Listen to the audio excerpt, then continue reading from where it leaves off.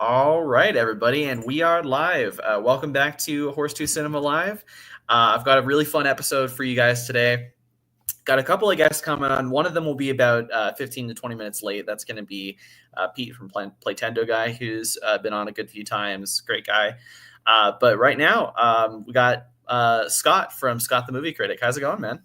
Hello, everyone. Thank you, Jackson, for having me on. Really appreciate it. Yeah, absolutely. I mean, you're like one of my favorite people to talk to, and on the live stream anyway. And so, Thank you. just really great to have you back. It's been too long. So, Yeah, sure, um, Baz, definitely. yeah, for sure. Well, I guess we can do this with Pete when he gets here as well. But I was just going to kick this off with asking, what have you been watching lately? Awesome. There's actually been quite a few. I'm just gonna name some of the ones that I can name off the top of my head because there's been quite a few. But Yeah, for sure. I've been following your letterbox. I've seen a lot on there recently. yeah, no, it's been good. Really enjoyed watching films recently. I watched Time After Time, which was great. Such a fun film that. I've been told by so many people to watch that. I think Sam especially has been really plugging that for a long time. It's a time travel film, right? That is correct. Yeah, it's so funny in parts as well. It's just fantastic. Awesome. Glad you And enjoyed that one. Yeah. what else did I watch? Once Upon a Time in America. I watched that on Friday, which was a very long film, but it was very good. To be fair, I did enjoy it. It was good.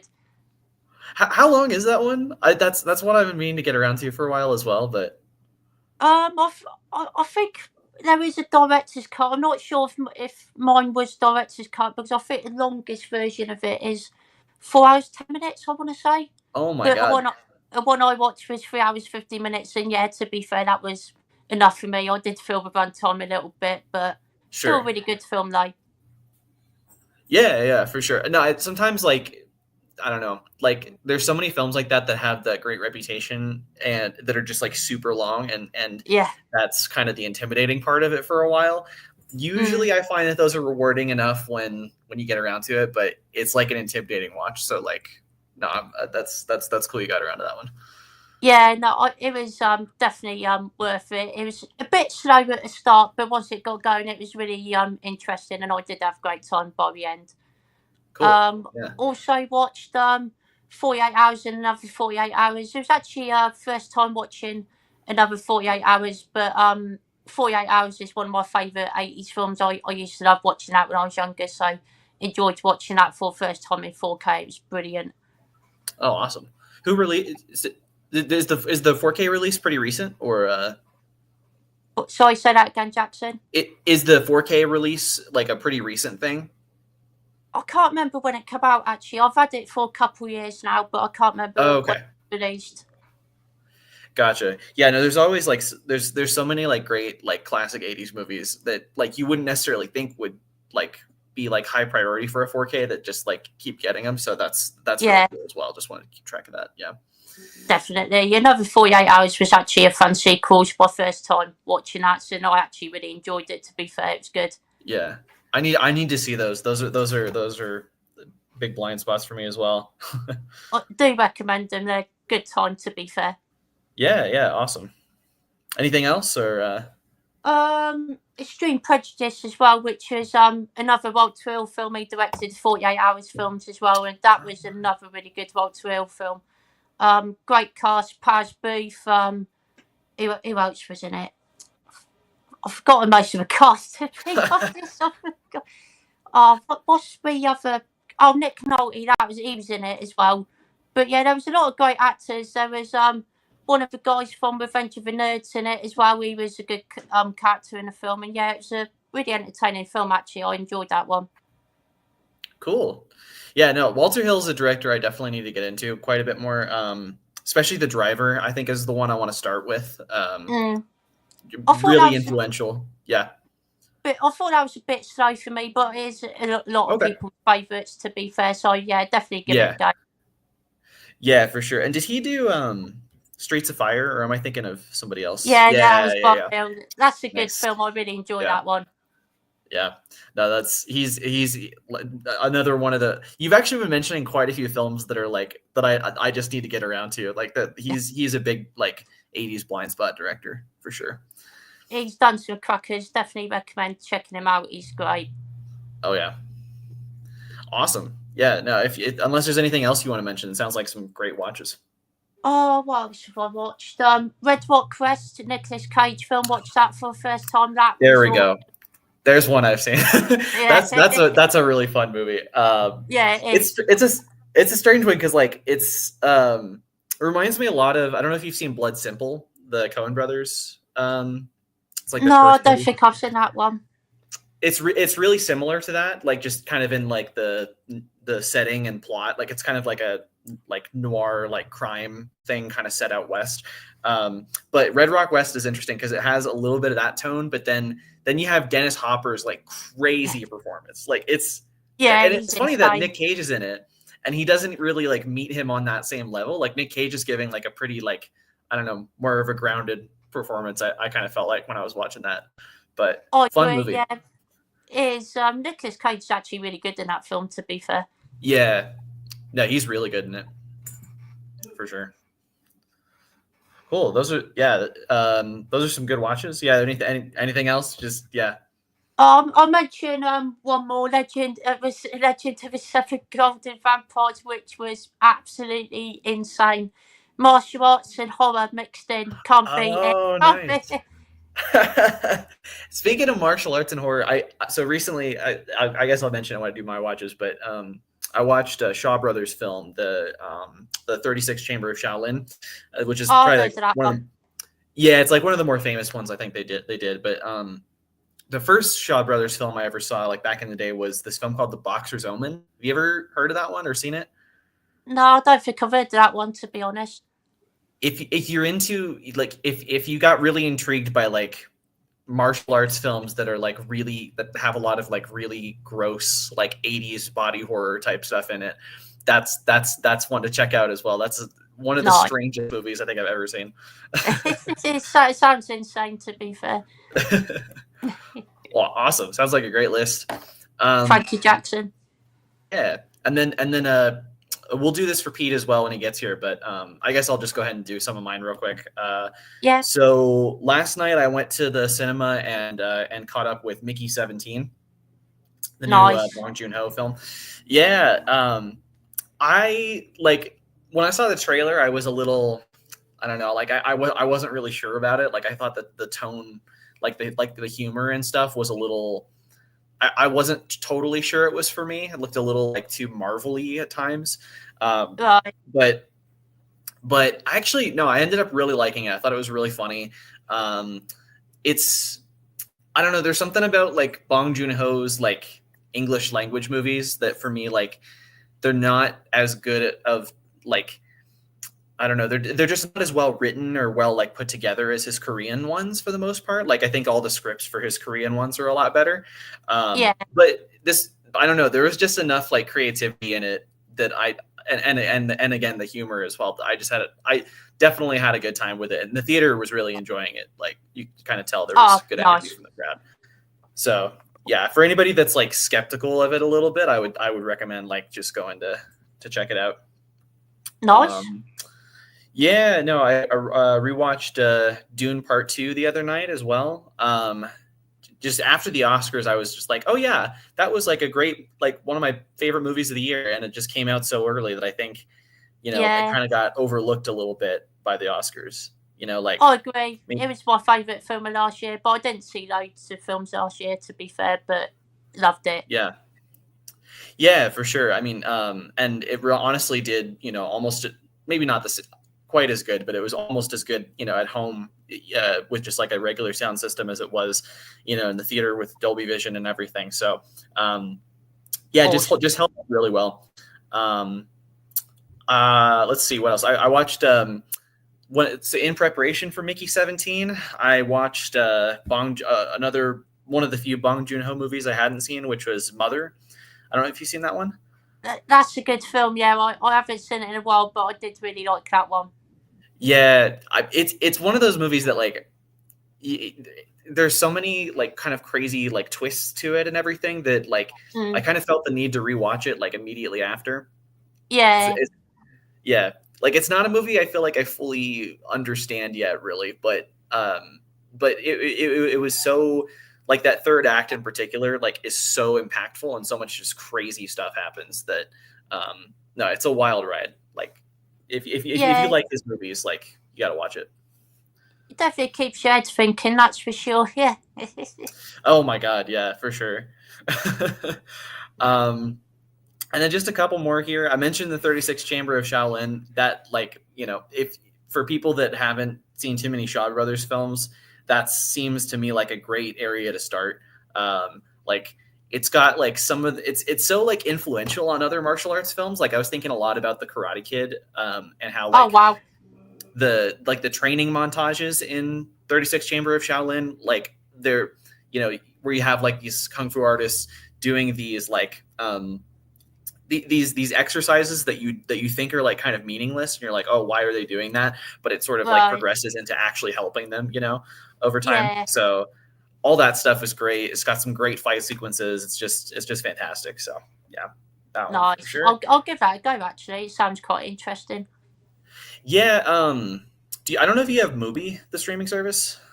I don't know. I've heard Yeah. of it. Yeah, no. For anybody that has Mubi, they have a ton of Shaw Brothers films on there right now. So that one, I think they have the sequel as well, because I think there's a sequel to it that Shaw Brothers also did. Cool. So yeah, just a ton of those. And then just the last one I'll mention here is I caught up with the new.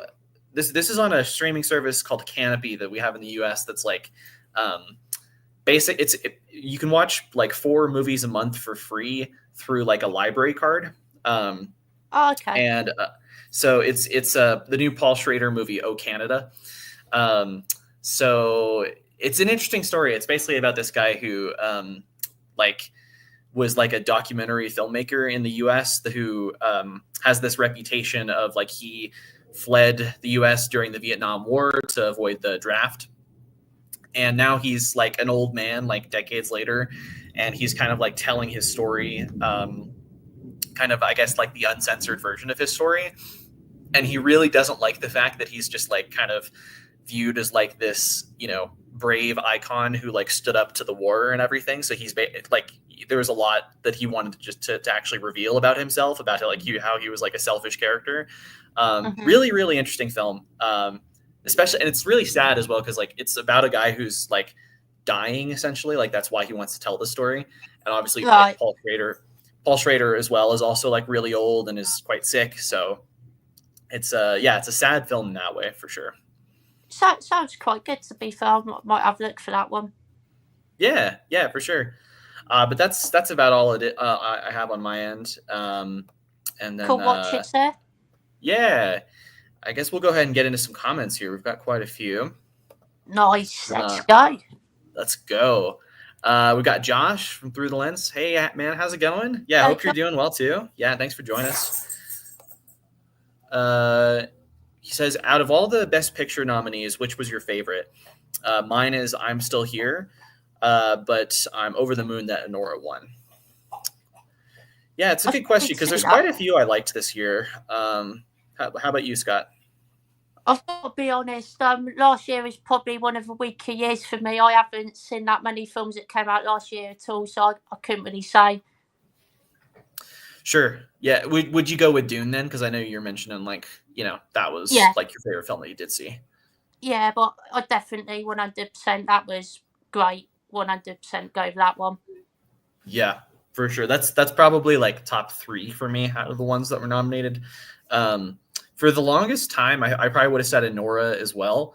But I caught up with Nickel Boys like really close to when the Oscars actually happened, and I was just kind of like blown away by it. Like I've never really seen a film that's shot that way, and the just like the story I thought was really interesting as well. It can be a little hard to follow. It's like a film that you kind of have to learn how to watch while you're watching it, I guess. But I'll say Nickel Boys, but Anora is a good mention as well, and Dune as well. I do want to watch Anora, to be fair. That's on my list of things to watch from last year for sure. Yeah, definitely. Have you seen many of like Sean Baker's other movies? No, I think the only one I've actually seen is the Florida Project. I think that's the only film I've seen of his off the top of my head. That's a good movie too. I love that one. I was kind of surprised that one, like that when that was up at the Oscars. I think basically the only award it was nominated for was Willem Dafoe. Yeah. I was surprised that didn't get more like attention for like Best Picture or anything like that. It's cinematography as well. I thought the cinematography in it was beautiful. Yeah, for sure. I mean, I think it's mainly like 35 millimeter, and then they switch to the like the last shot. Of course, they have like the the iPhone photography when they're like running into Disney World and all that. Yeah, it's really cool. Definitely. Yeah. Let's see. Scott says, or Scott. Josh says, "Good to see you back, Scott." Thank you, Jack. Oh fuck's sake! Thank you, Josh. Appreciate it. It's too early in the stream for us to both be fucking up, but that's just how it goes. I do that all the time, mate. I do that all the time. We got Andy. Hey, how's it going, man? Good to see you. Hello, Andy. Yeah, Scott the Legend for sure. Oh, thank you. I really appreciate that. Let's see. Josh says, saw your review for Mickey 17. Still yet to see it. I love Bong, not that kind. Hey, I won't judge if you whatever habits make you happy, Josh. Yeah, no, yeah, definitely worth the trip to the cinema for sure. I haven't checked the box office numbers. I hope it's doing well. I know it has to make like 200 to 300 million to break even. So it's kind of wow, yeah. But I don't know. I think like he's really popular after Parasite, and it's got Robert Pattinson in it. The audience that I was with, like, it was pretty packed. People seem to really like it. So I hope it does well. But yeah, definitely. I'll give it a go at some point for sure. Awesome. Let's see. Watched the new Zemeckis film this week, and it was kind of a disaster. It's called Here. You guys seen it? I haven't seen that one yet. That's the one where they bring back Tom Hanks and Robin Wright, I think. It's like a one location movie. That might be quite good actually. It sounds familiar. I think I've heard the title, but I literally know nothing about it. So yeah, same here. I mean, other than just kind of the basic premise, like I don't even know. Like I'm not sure I know too many like opinions on it from like people I kind of know in the film community. So no, I haven't. That's interesting to hear that you thought it was really bad. That's okay. Yeah, I'll have to check that one out. Did you watch it in the theater, Josh, or did you like? I don't know, because I think it came out here like a few months ago. I don't know if it's just doing its rounds in the UK, but Josh says Okja is an underrated Bong film. A lot of people didn't like his English films, but I think they reflect the current state of the world in a weird and twisted way. Yeah, no, I think like he does a lot of like he's definitely like all of his English language films are like satires to an extent. And I would say Okja, I haven't seen Snowpiercer yet. Okja and Mickey 17 are both like Snowpiercer. Yeah, that's a really good one. Yeah, I've heard really good things. Yeah, I need to check it out finally. But like I would say I wouldn't exactly say his satires are like subtle, but what I like about them is that like they're they come from a good place. They come from like somebody who really cares about whatever issue it is. Like it's like Okja, it's about basically cruelty to animals, and then. I just like how he likes to translate these ideas through science fiction. Really, like he's a huge nerd about genre movies, and I can always respect that, even if like I don't think they're perfect or anything. I do quite like Okja actually. It's quite a tough watch for sure. Quite sad at the end. Oh yeah, yeah. Like the especially like the. I don't spoil too much of it, but like the third act where you kind of see a lot of like the factory and everything that they have. Yeah, no, it is a tough watch for sure. Yeah, good film. Yeah. I was mentioning Mubi. Josh says they're an incredible service. Some of my favorite films come from there. Yeah, and they're starting to like produce some of their own. Like I think they produced The Substance actually. That's a film that I really want to get round to seeing. I really need to get round to that one. Oh wow! I think you would. I think you would love it, Scott. I think that's like right up your alley. Yeah, I've definitely got to check that one out for sure. Do you? Well, I guess if it's been a while since you've been on a stream with him, but do you know if Nigel's seen it by chance? Yeah, he hated it. He hated it. He's like, it's so funny because he loves like really sleazy movies, but a lot of the modern ones that we've had him watch, like where he hates them, and it's very funny to me. But you can never tell where Nigel's going. Yeah, he was not keen on The Substance at all. He was. Yeah, no, it's also one that like.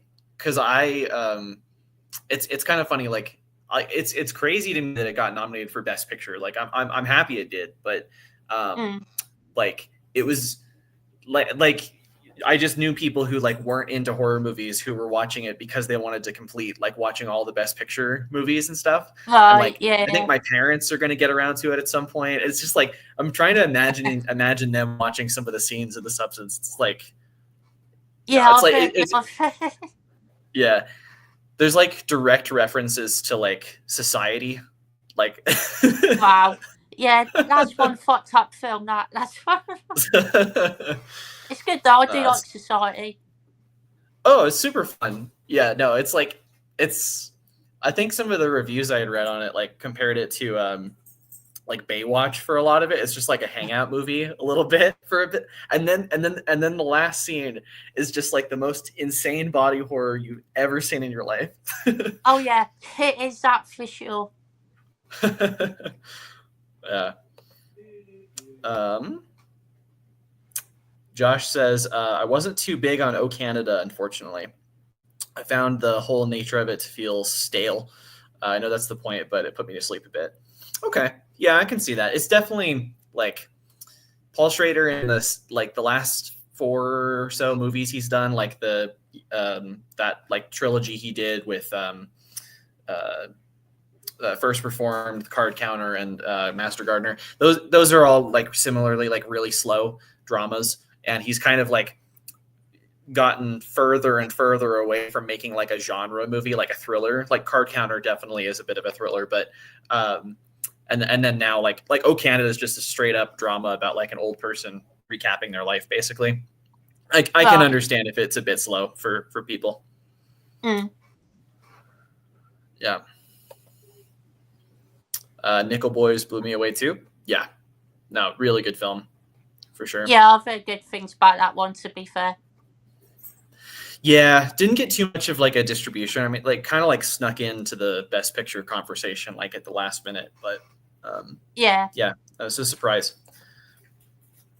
He says Mickey only made 18 million. Oh wow, that's really low for. Yeah, it is. Yeah, but it hasn't been out for that long, I don't think. Didn't it just come out like recently? Yeah, it was like Thursday or Friday, so hopefully it's still got some time to, you know, make a little bit more money, but yeah. Definitely. Cool. And he says Here is on Amazon Prime. That's one of the streaming services I don't have. So maybe I'll go looking for it in the 7 Seas or something. We got Nikki. Hey, how's it going, man? Good to see you. Hello, mate. He says didn't like Mickey 17, unfortunately. Okay. Fair. Yeah, no, I've heard like there's some kind of mixed reactions to it. Like some of the earliest reviews, like for people that went to screeners and stuff, were like very negative. So yeah, I can see people not liking it. I feel like a general audience though will probably dig it, like on average, but yeah, we'll see. Oh, he elaborated. He said, has kind of a neat premise with great acting and cinematography, but the story was where it fell apart. Yeah, it's like the story is like kind of all over the place, to be honest. It's like there are all these like really interesting like plot threads that like that sort of happen and then they kind of don't really go anywhere for the rest of the movie. It's underdeveloped, I think, in that way, but I don't know. I still think I still had a good time with it. Like I just kind of treated it like a pulp sci-fi film. Like I didn't really. Yeah, maybe I'm if glad you enjoyed it. Yeah, maybe if your expectations are like, hey, this is the follow-up from the guy who made Parasite, then it could be a little disappointing. But yeah, that's a great film. So yeah, I definitely get that. Yeah, for sure. Let's see. The substance is Scott coded. I would say the whole, like, our whole streaming community, it's very, very coded for them. Everybody but Nige, I guess. Yeah, he really wasn't a fan of it at all. We got a good question here from Andy. He says, what films are you looking forward to this year? That's a good question. You want to go first, Scott? Yeah, I don't know loads that are actually coming out this year, but I do want to watch the new Final Destination, because I think that's coming out this year. I'm pretty sure. Oh wow, really? I think I did hear about that, actually. I think you're right. I think I'm just a little out of the loop on that because I Oh no worries. Because I actually haven't caught up with the original or the sequels and stuff. But yeah, I'll have to do that. Yeah. I do love the films, actually. I don't think there's a bad one. The fourth one's definitely the weakest, that's for sure. But I still really like it. Yeah, for sure. I know that, honestly, what's kind of the main premise of the first one? Because I know that it's really violent and stuff towards the end, but I don't really know too much about it. It's sort of like, basically, this guy he goes on a plane. He sort of has like a dream, and everything that the plane's going to crash in a dream actually does come to fruition. It happens, stuff like that, and they all start dying in brutal ways, in order, sort of thing. It's good. It's a really good film. It's a great premise. I really enjoy it. Yeah, that's a really cool idea. Yeah, that's the conspiracy theories that people were coming up with when that Malaysian Airlines flight went away. They're like, oh, I got sucked away, Final Destination style. Yeah. It is gory, to be fair. There's some really brutal deaths in all of them.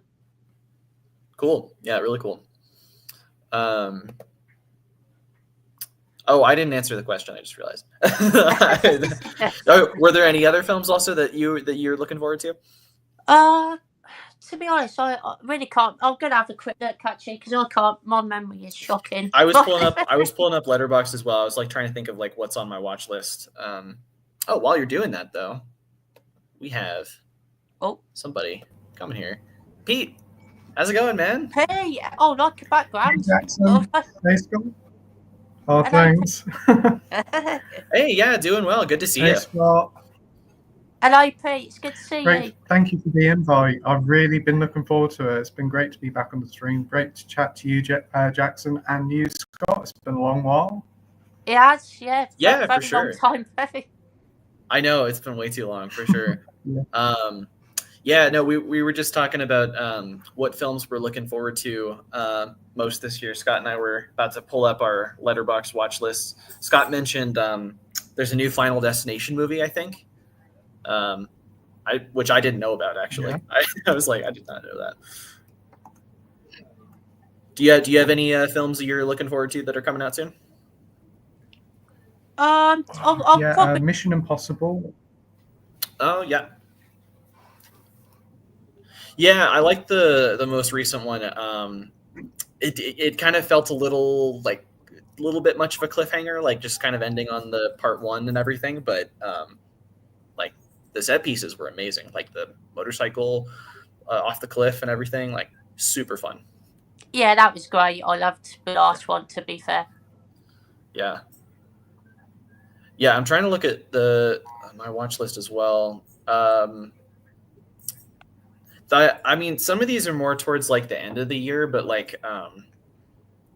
actually, one that's coming out soon that I'm super excited for is A Working Man with Jason Statham. Have you guys seen the trailer for that one? Oh yeah, I haven't. Yeah, from the Beekeeper director, isn't it? Yeah, exactly. Scott, did you see The Beekeeper last year? No, I didn't, but I heard it was quite fun though, to be fair. It's so much fun. Like, I don't know if you saw it, Pete, as well. No, I haven't, but I've heard it's a lot of fun and very over the top. So over the top. Like, I don't want to spoil anything about it, really. I don't think A Working Man, I don't think it's like a direct sequel or anything, but it's like pretty much exactly the same premise. Like, it's just like Jason Statham doing this like sort of, I don't know, working class type justice. Like, he's a member of like this secret organization or whatever that just like takes it to the man pretty much. And super like, what I liked about The Beekeeper too is that like it's pretty violent for the most part. Like, it's pretty like mean spirited in terms of like some of the action and what like Statham does to some of these guys. So yeah, definitely looking forward to that one. Nice. And then the other one that came to mind was I know Paul Thomas Anderson has a new movie coming out later this year. I don't really know too much about it, but I mean, like, I'll see anything he makes. So yeah, I do like Paul Thomas Anderson. To be fair, he's a great director. Yeah. Anything else come to mind for either of you guys? Want to go first, Pete, or? Yeah, if you want to go first. 28 Years Later. I think that looks really good. 28 Years Later, Ballerina. And even though I'm not huge into the Karate Kid films, that new one, the trailer looks really good for it. Mm. I actually haven't seen the trailer for it yet, but who's in the new one? Jackie Chan and Ralph Macchio. Oh, it's the same. Oh, okay, interesting. Okay, yeah. So it's kind of like combining like the original and then the remake they did with Jackie Chan. Okay. Yeah. Interesting. Cool. Yeah, I'll check that out for really sure. Good from the trailer. Yeah, awesome. Cool. And so before I kind of started the stream as well with Scott and I went back and forth just talking about what we've been watching lately. Do you want to just rattle off a little bit, Pete, and just kind of tell us a few films you watched recently? Yeah, sat and watched Live and Let Die the other night. Thought that was really fun. Seen it countless times, but it's a really good first outing for Roger Moore's Bond. The whole 70s blaxploitation stuff. It works really well, and there's a lot of memorable moments in it. Got everything that a perfect Bond film needs. And I watched LA Confidential for the first time the other night and absolutely loved it. Thought it was brilliant. Yeah, first time seeing it, didn't really know what to expect and loved it. Thought the story was great, thought the characters were fantastic, the set design was amazing. Yeah, really dug that one. And that's pretty much all I've seen. Yeah. Cool. Good films, to be fair. Yeah, for sure. I need to revisit Live and Let Die. It wasn't one of my favorites of Roger Moore. I've been going through the Bond franchise in the last like year or two.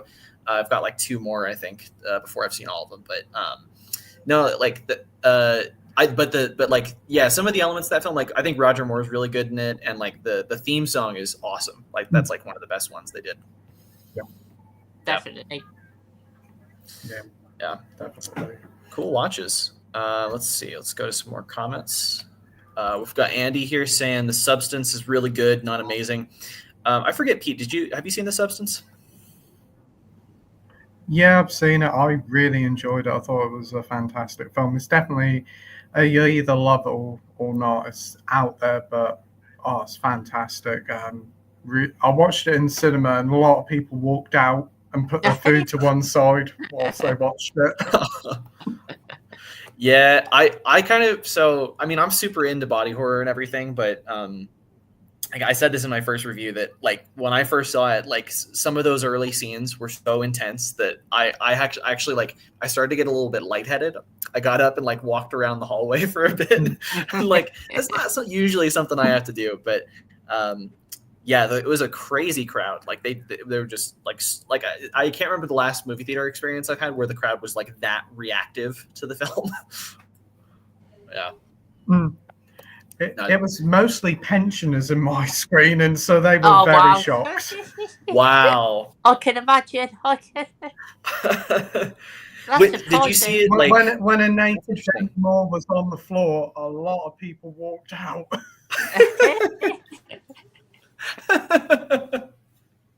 That must be like a horrifying movie to watch as like an older person as well. like that's just the scenes towards the end with like expecting Paddington in Peru or something. Yeah. Wow. It's like contrast. They're like, oh, Demi Moore's in it from all those great 80s movies. Like, let's go see her. She's going to get nominated for an Oscar. This is going to be wonderful. Yeah, crazy. Love it.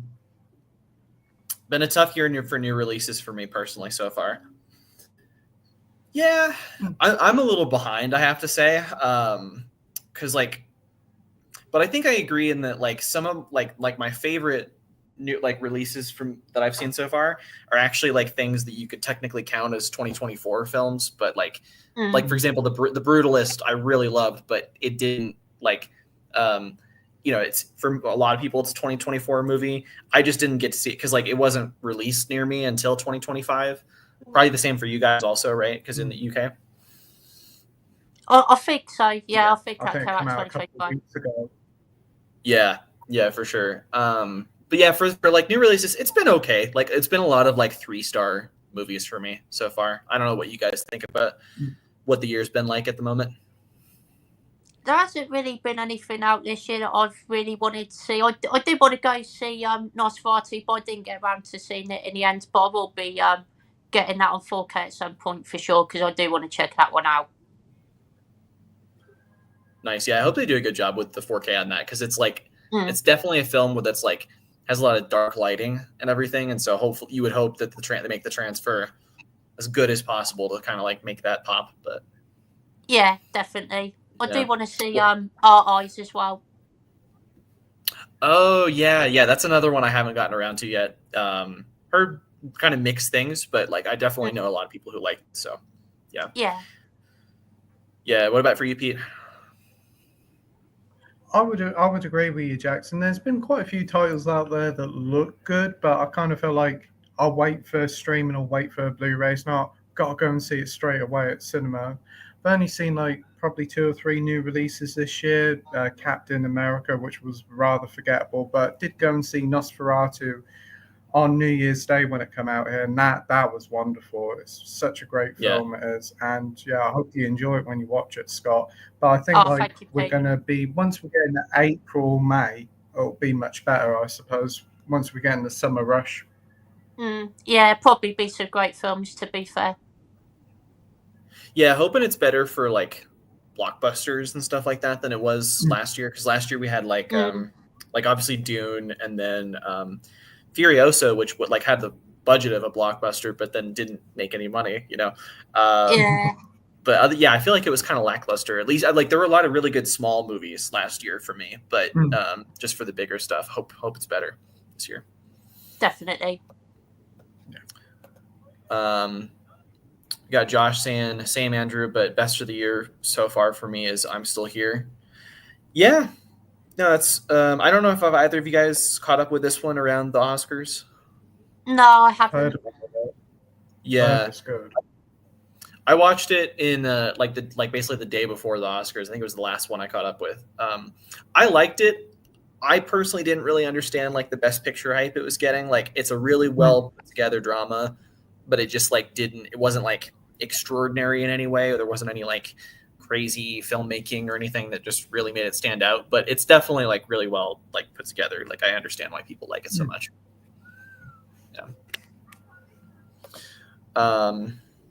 Got to go for a bit, but I'll be back shortly. Yeah, no worries, Josh. Yeah, we'll see you back in a bit. Yeah, Josh. I'll put I'm Still Here on the watch list. Yeah, check it out. I can't remember if that one's a movie title as well. I'm not sure. I did watch Marching Powder yesterday, which was absolutely horrible. Oh, wow. Worst film of the year so far. What do you guys have any idea what this is? I've not heard of this. It's a Danny Dyer film. It's like a Football Factory style film. Mark Kermode's favorite, Danny Dyer. Yeah, I do want to see it. It looks so over the top and something completely different. I wouldn't Yeah. mind Oh, seeing wow. it. It looks fun. It does. Is it directed by the same guy as well? It done Football Factory, not a film remake, I think. Might be. I know it's produced by Rockstar Games, like the Football Factory was as well, Oh, which okay. is surprisingly. Yeah, I love Football Factory. Such a good British film. Such a good. Mm. I saw you guys reacting to that one, and I was like, this might be a British thing. I'm not sure if I know this. Yeah.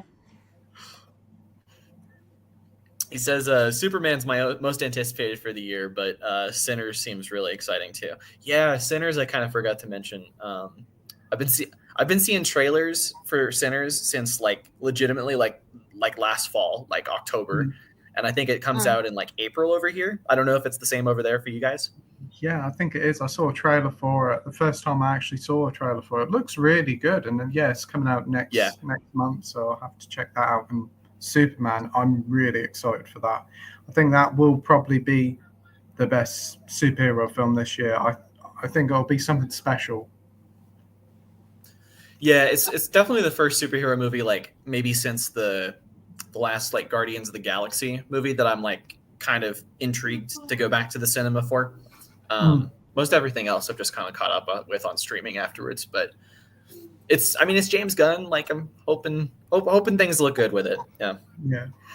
I did like his Suicide Squad film, to be fair, James Gunn.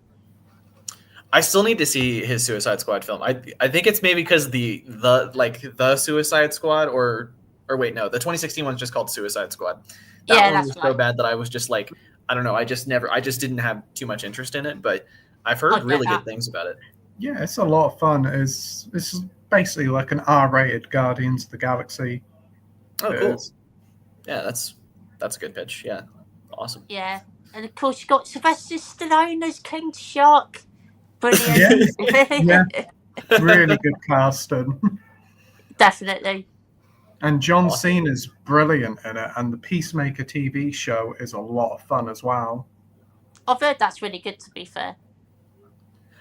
I've never really seen John Cena in anything where I'm like, oh, this guy can actually act in a fun way.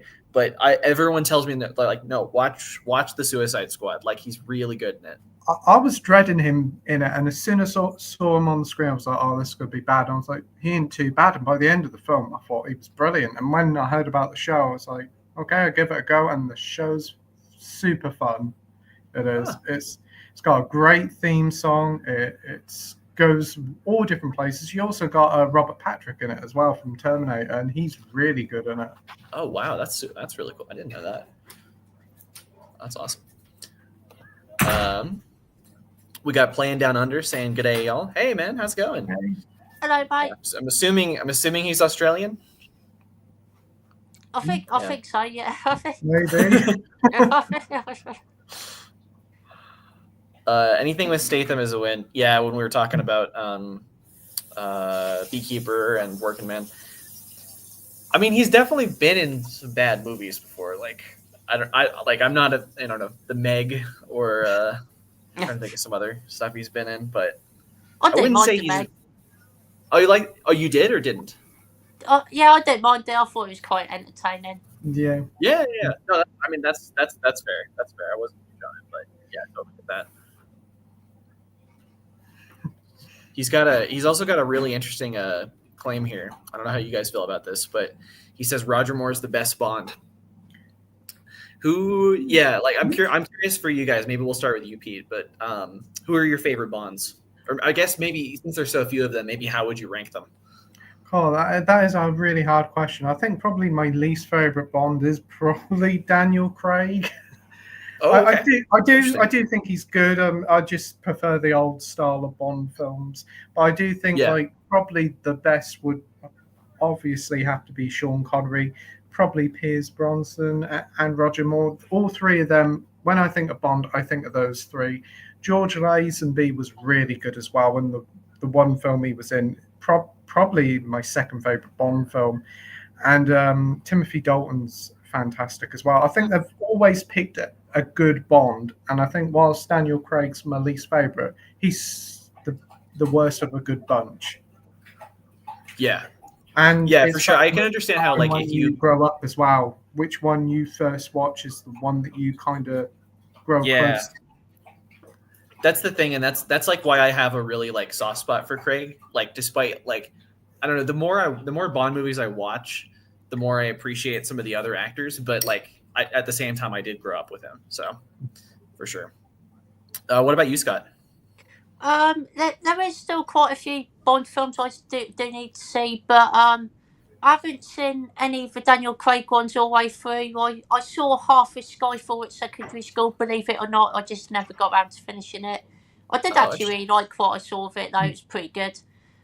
Seen clips of Casino Royale, but yeah, it'd have to be my least favourite. And the actor played the was it just in one James Bond film? Is it On Her Majesty's Secret Service? Was that one? Yeah.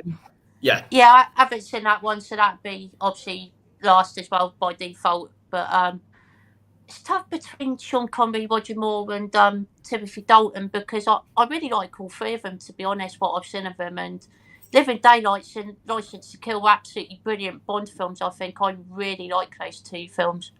Yeah. No, those are good choices as well. I think for me, there's two I haven't seen, and they're both Pierce Brosnan films. I haven't seen Tomorrow Would Never. I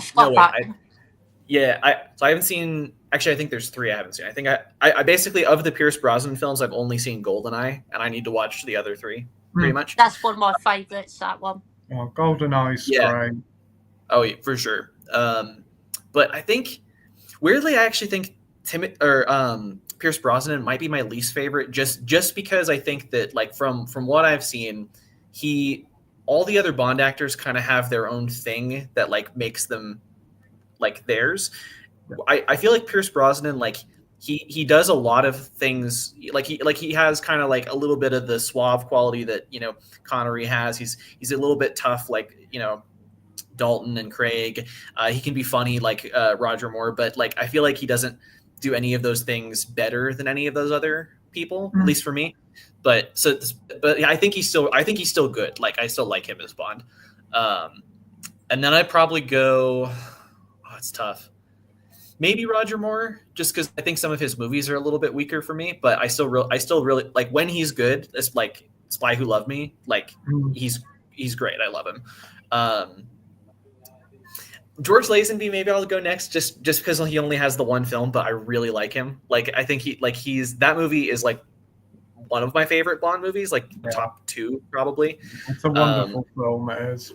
Yeah, like, and he's not like the best thing about the film, but he's really, really interesting in how like he kind of differentiates himself from Connery. Then I'll probably go with Craig next, because again, I grew up with him. But I do really like his kind of hard-edged approach to Bond. And then Connery, for sure, just classic. And then I think my favorite is Timothy Dalton. I love those two movies. I love his like tough guy, like Shakespearean kind of approach to Bond. I really wish he had just gotten a few more. It's such a shame he didn't get more films. Apparently there was going to be another 2 or 3, but it was all down to rights issues. Oh, man. He was so good. Yeah, that's true. And it's because like his movies, like they didn't do well according to like relative to Bond movies, like his are some of the lowest grossing, but they still, like, basically every Bond movie has made a lot of money. It's not like it was a box office flop or anything. So yeah, kind of unfortunate for sure. I agree. Yeah, you guys are making me want to restart my Bond marathon and just go through those last few Pierce Brosnan films. Make the most of them before the next Amazon film or whatever's going to happen there. Yeah. Maybe we should talk about that. How are you guys feeling about that? It's just weird. It's probably gonna be loads of shit films now, to be honest. It's heartbreaking, it is, because it's one of the oldest IPs that was owned by its owners, and now it's gone. And you can't help but wonder if it's going to go down the Disney Star Wars routes of constant content and really bad decisions. Well, especially because I feel like, you know, I think there was like after the Craig films, like especially 5 films in a row being like so serious and like so sad for some of them, like I totally get the instincts to want to go back in the fun direction, and that's what I'd like to see them do. But now that it's owned by like a big studio, yeah, like you wonder if it's going to be just like like if they're going to Marvelize Bond basically, and that is just like the worst thing in my mind, you know.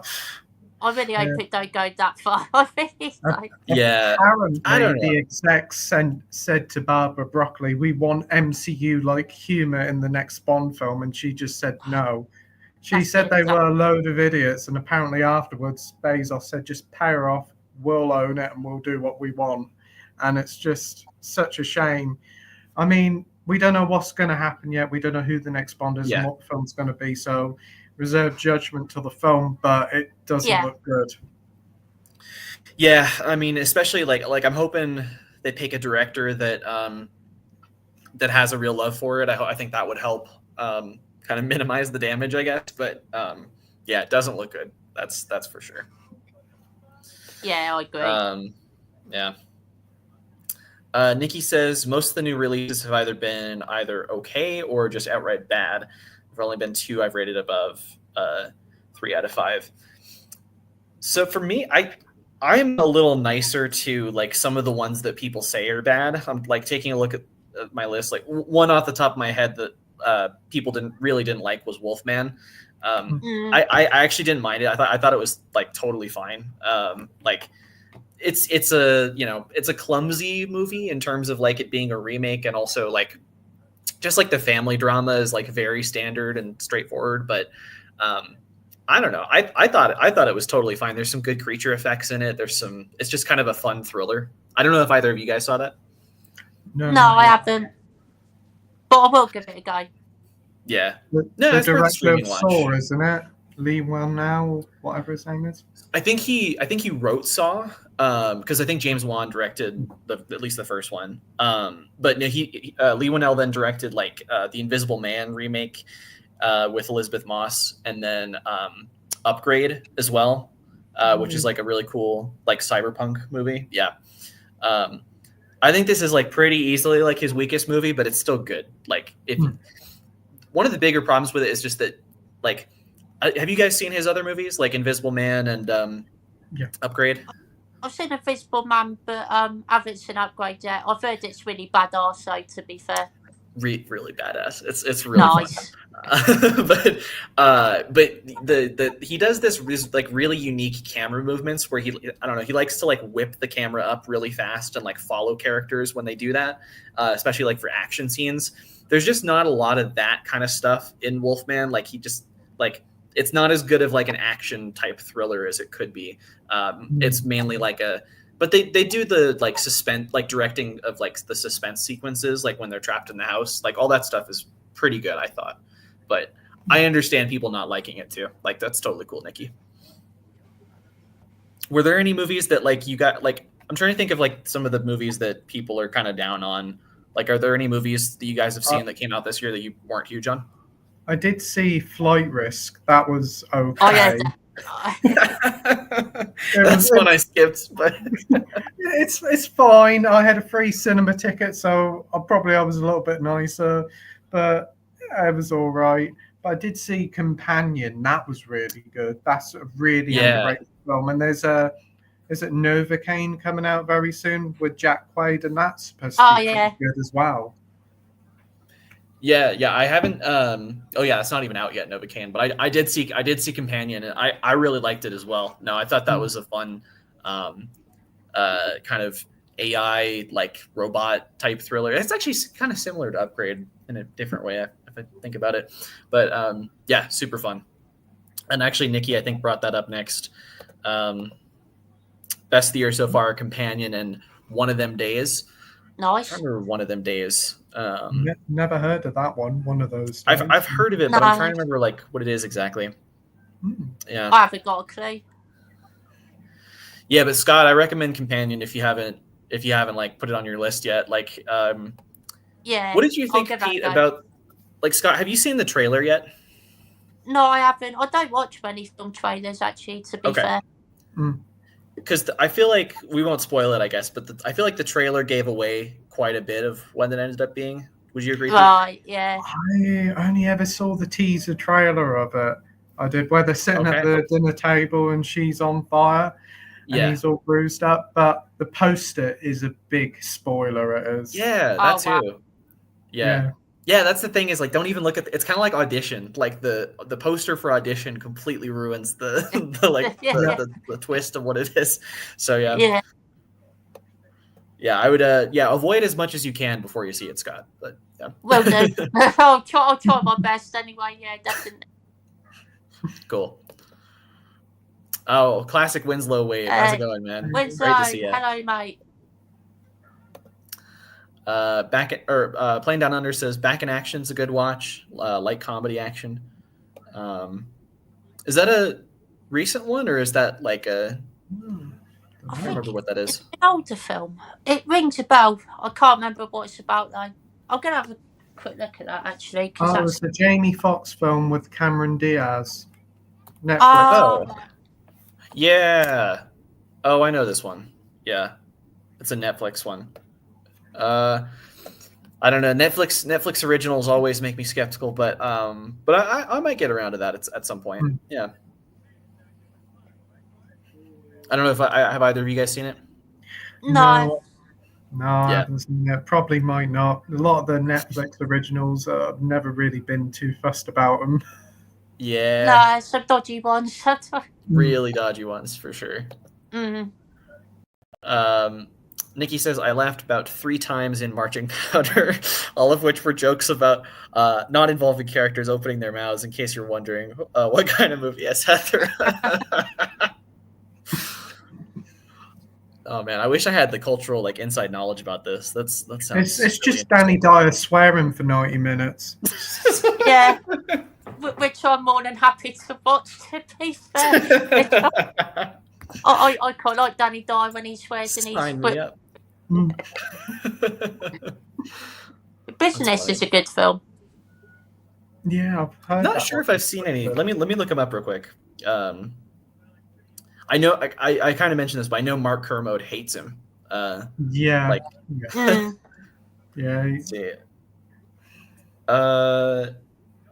Yeah, I haven't seen any films that from. Yeah, this looks very his filmography in general is very British. Oh yes. Yeah. But, okay, what would you? Where would you recommend starting in the Danny Dyer filmography? Probably Football Factory. To be fair, is probably his most famous and beloved film, I would say. Going by Mark Kermode's film, is it Run for Your Wife or something? Yeah, Run for Your Wife. I've heard of that. Nice. We got Winslow saying Cena's not bad in Blockers, but that's one of the better studio comedies in recent times. I haven't seen that one. Have you guys? Good. I quite enjoyed it, yeah. Who else is in that one? It's been ages since I've seen it. I can't. Still got Jason Bateman. No, that was Game Night, wasn't it? Jason Bateman, or was it? Yeah. Was he Blockers as well, though? I can't remember. Blockers. I'm just gonna look it up real quick. Catherine Newton's in it. Leslie Mann. Oh yeah. It is quite funny. Okay, I think I know this one. Okay, I'll add that to the list. I hadn't really thought of that one in a while. Cool. We got the blacklisted works films. How's it going? Yeah, good to see you, dude. Hello. Hey. Welcome. Winslow says, I suppose technically the best film Statham is in is Collateral, though it's very brief. I always forget he's in that. Even though his scene's great. Yeah, he has a really cool scene. It's kind of the classic Jason Statham scene. Just like a guy. Isn't he trying to beat Jamie Foxx up in an alley or something? Or am I thinking of something else? I think so. It's been a while since I've seen it, but yeah, I remember him being in it. This very short role, but a nice surprise to see him in it. Great film as well, that, to be fair. I did enjoy that one. Yeah, I love the nightclub scene in that, where Cruise is basically, they're like chasing each other and like fighting in a nightclub. Yeah. It's Yeah. the only film he plays a villain as well, isn't it? I think. Pretty much, yeah. Oh yeah. It might be the only one, to be fair, yeah. The only one I can think of, anyway. There might be another one, but yeah. Statham was in Expendables. If you're talking about his worst film, did not catch up with that one. That film was absolutely shite. Hated it. I haven't seen any of the Expendables films. I mean, it's an interesting idea to like bring all of these kind of older action stars in one movie, but I don't know. I just haven't heard the best things, at least about the sequels. Maybe the first one's good. I like the first three. I do really enjoy the first three, but fourth one, no. No, this is so bad.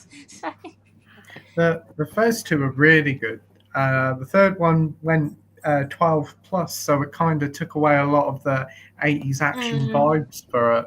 But again, they do amass a really good cast. They do. I've never seen the fourth one, but I thought the trailer looked good, and then all the reviews come out for it, and it absolutely bombed, didn't it? It cost a lot of money to make and made next to nothing. It does look good in 4K, though. I will give it that. It's good 4K transfer, but that's about all. Well, how hard can it be to transfer like a, I don't know, completely shot on digital, big budget film to 4K nowadays? That is true, yeah. Oh my goodness, we got Nige in the house. Nigel! Number one fan of The Substance right here. Huge fan. Oh, he liked it, did he? Oh, he loved it. He loved it.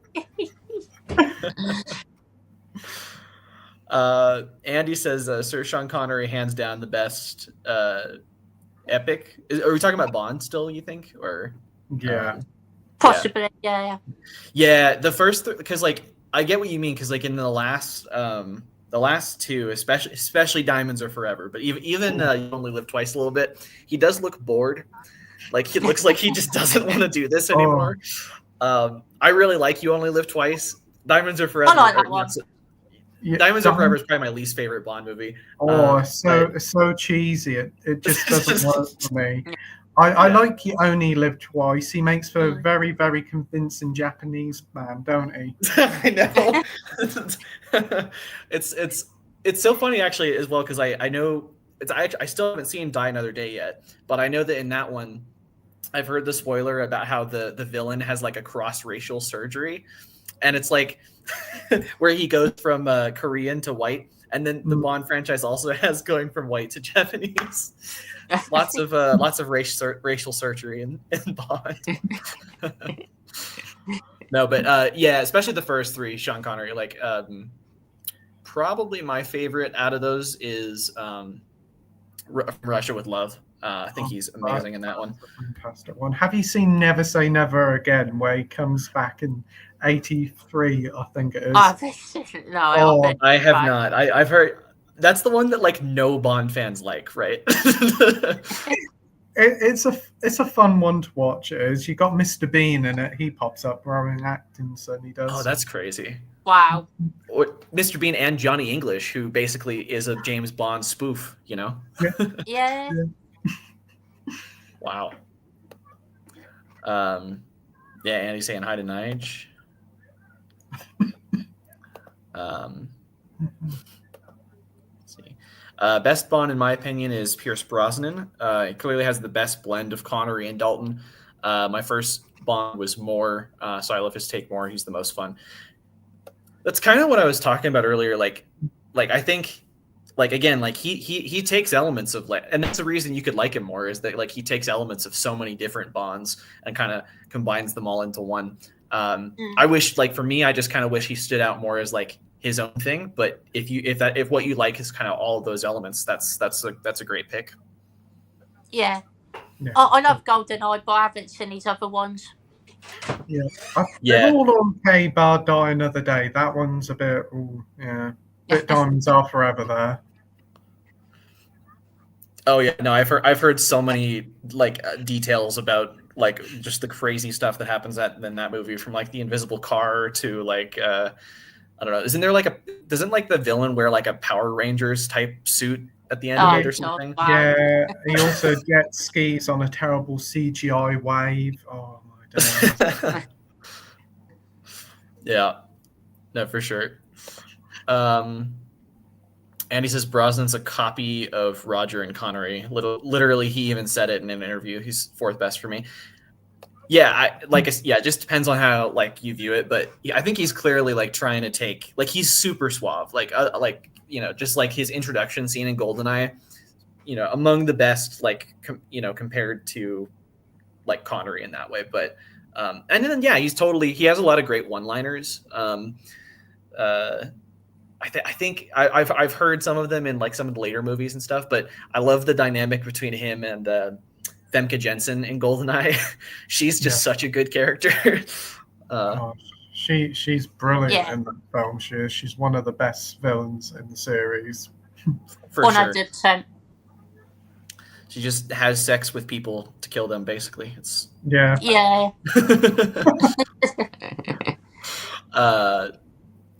Yeah, we were talking about this a little bit. What's your take on the Amazon takeover?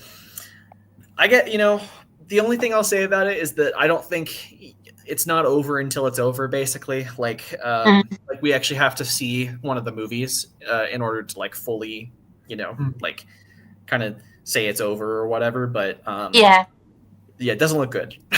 No, it really doesn't. I can't wait for the Moneypenny series and the Q miniseries. Oh God, yeah. Ugh. What about a Blofeld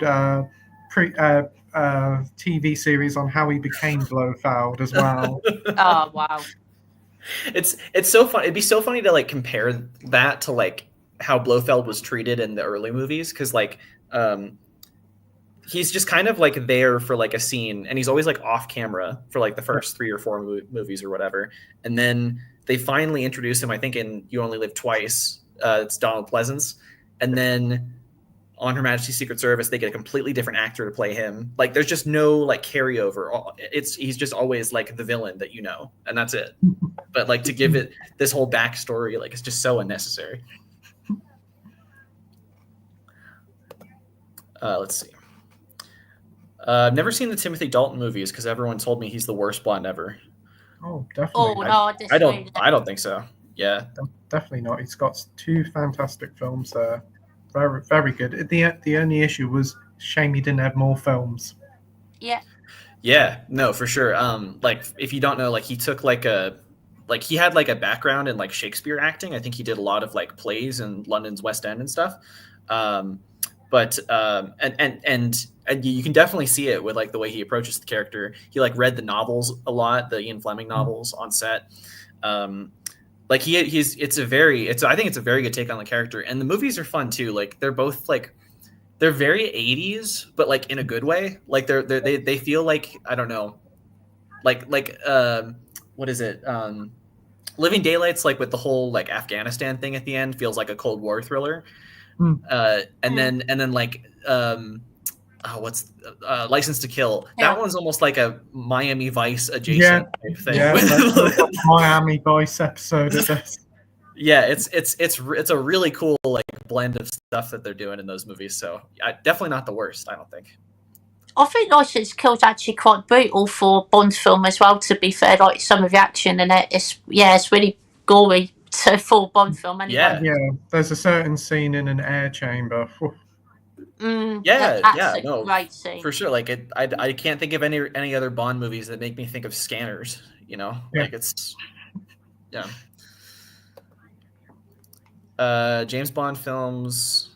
James Bond should be in films, and only films 1 every 2 to 3 years. I'm not sure what that means. Like maybe I need one film series.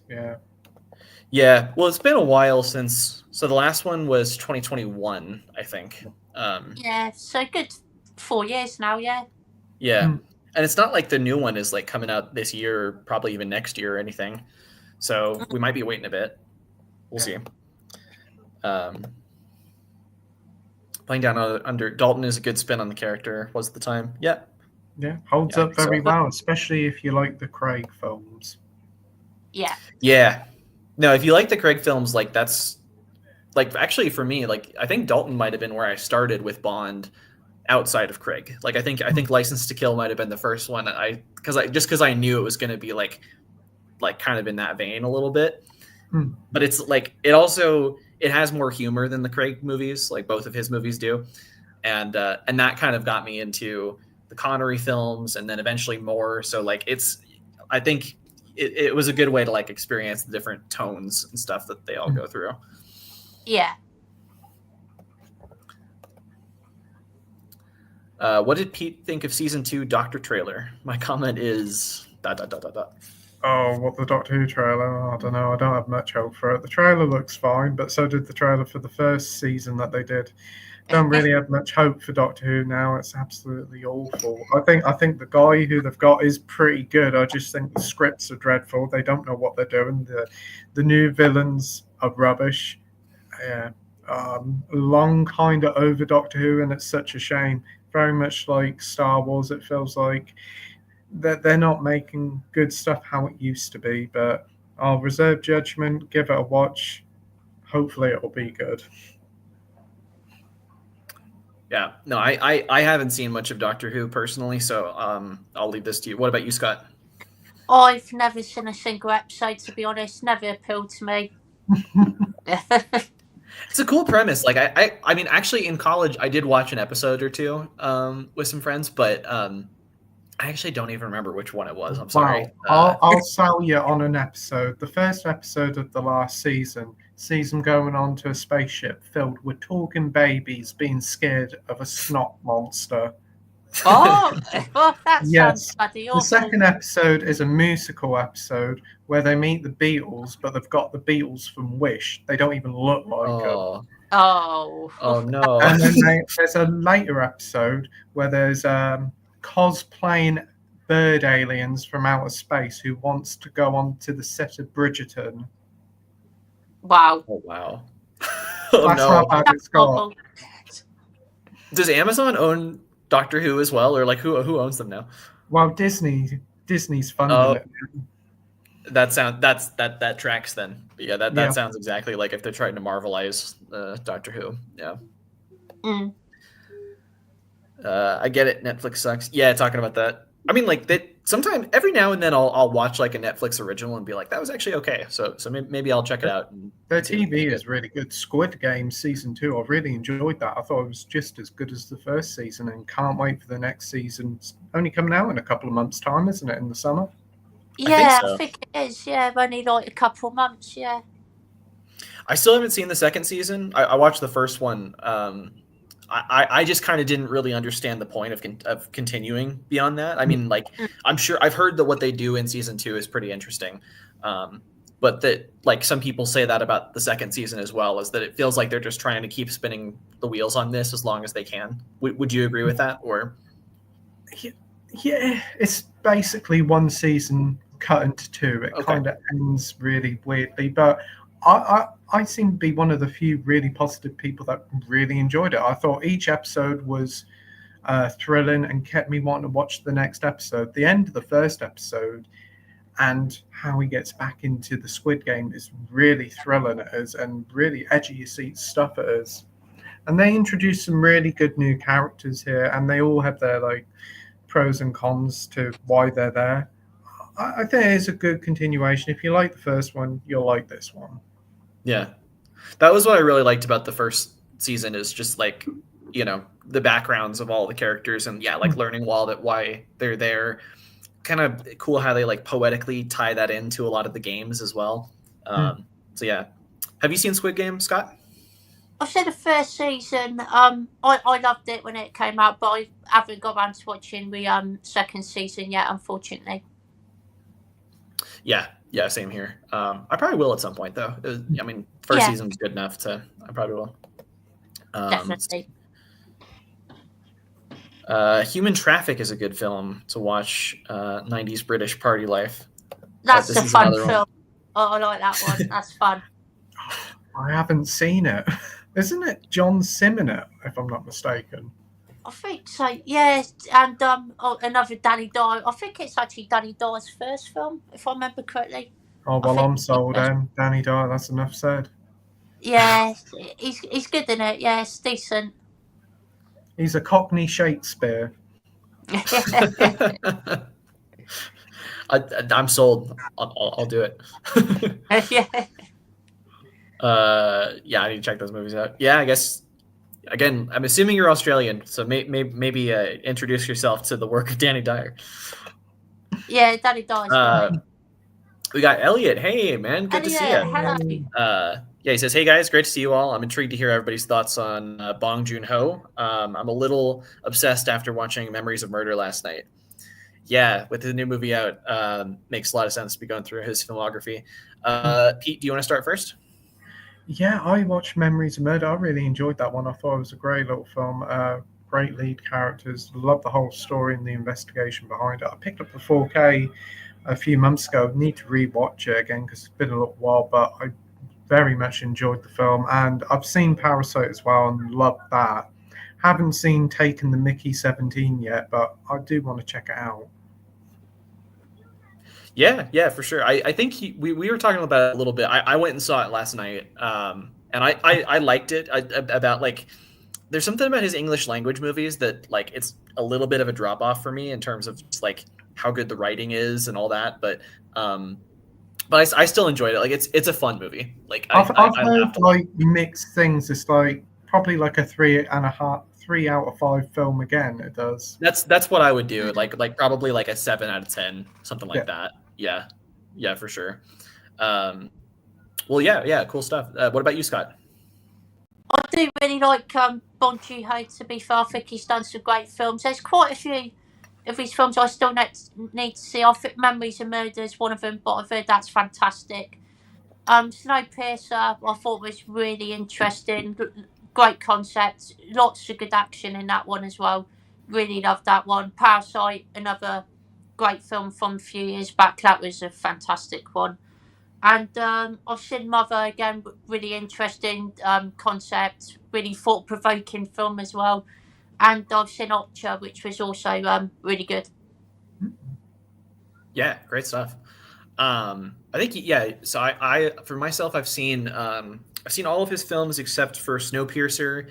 I also haven't seen his first film. I think it's called like something dogs don't bite. Barking dogs don't bite. Yeah. I have seen that. I wasn't. It was fine. It was fine. Yeah.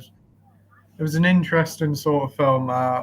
It's one I probably wouldn't go back to, but it's a weird premise, isn't it? It's like this guy decides to like start killing a bunch of dogs or something. Yeah. That was a very odd premise that kind of put me off it, and watching it kind of did as well.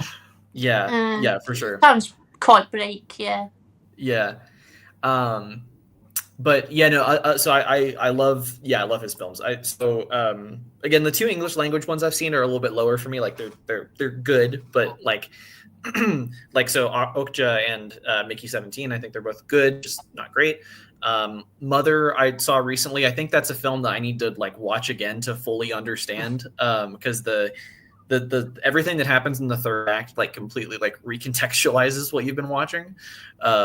So need to give it another go, but really liked it. And then like The Host is awesome, really really good monster movie. The Memories of Murder is probably my favorite of his, like up there with Zodiac is like my favorite like sort of police procedural type film.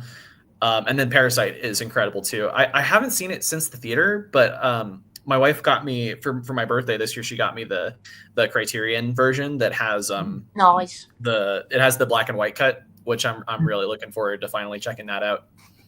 Yeah, definitely, that'd be cool. Be back in a minute, guys. Just gotta go to the toilet quickly. Yeah, no worries, Scott. Yeah, we'll see you back in a minute. Let's see. Nikki says the first joke of matching powder is a transphobia joke. Oh, is that pretty much in the vein of Danny Dyer's comedy? Not really. He just tells people they're cunt. That's all he does. Yeah, it sounds like he just like swears at people all the time. Yeah. He bumps into Cruz in the opening scene and swaps briefcases. Oh, that's what it is. Yep, that's what it is. Very brief role though, but yeah, he's always fun. Companion was fantastic. If you know nothing about it, then you're in for a treat. Kind of like Strange Darling. I absolutely love that. I haven't seen Strange Darling yet. That's one I know a lot of people really. Well, it's kind of controversial, but a lot of people I know really liked it. What you seen it? I think. Yeah, seen it. Really enjoyed it. Really clever film. It's got like a non-linear progression with several chapters playing in all different ways, and you piece together the film. And the two leads are fantastic. They are. It's pretty darn violent, pretty darn naughty as well. But it's a great time, and it's got a really good soundtrack as well. Cool. Is it kind of like, for some reason, the poster of it and just like the images I've seen make me think that it's like a Giallo kind of riff? Is it like that at all, or not really? Not really like a Giallo, no. Okay, cool. No. I'm just checking. Elliot says, I do like Terry Crews. They're gonna remember this shit at Christmas line in Expendables 3. I might need to check that out now. Terry Crews again is another delight whenever he's on the screen. For sure. He was in. So I have this thing that I do in January. Like I'm in this movie Discord where the tradition is called Samurai January, where basically you try to watch as many like terrible movies in the month of January as possible. I think it's just because like January is always known as the dumping ground for like new releases and whatnot. But I kicked off the year with Norbit, which which Terry Crews is in, and has a couple of good moments.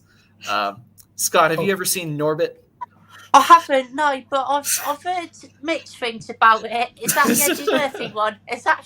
Yes, it's the Eddie Murphy one where he plays three characters. He plays himself as like a skinny, like nerdy dude who's married to this absolute like behemoth of a woman named Rasputia, who he also plays in like a fat suit. And then he also plays a Chinese guy, Mr. Wong, and he like puts on like like Asian face and everything, and it's an interesting movie. It's a movie that I totally thought was released in like the 90s. No, it was like 2007 or something like that. Yeah, I thought it was like 2000s, yeah. I think probably his worst film is one that nobody ever talks about called Meet Dave. That came out right. I've heard of that. Yeah. I've seen that. I saw that a long time ago. That's up there as far as his worst. There's a bunch of his stuff that I haven't dived into, because especially like his 90s, early 2000s stuff was like he would just do any movie pretty much. Oh, yeah. For a paycheck. Didn't he do Pluto Nash as well? I've heard that's Pluto Nash is another. Yeah, that's another one that I've heard of that as well, but I've never seen it.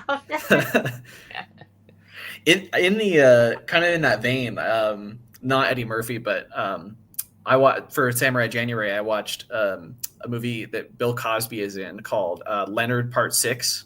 I don't know if you guys have heard of that one. I haven't even heard of the first 5 parts.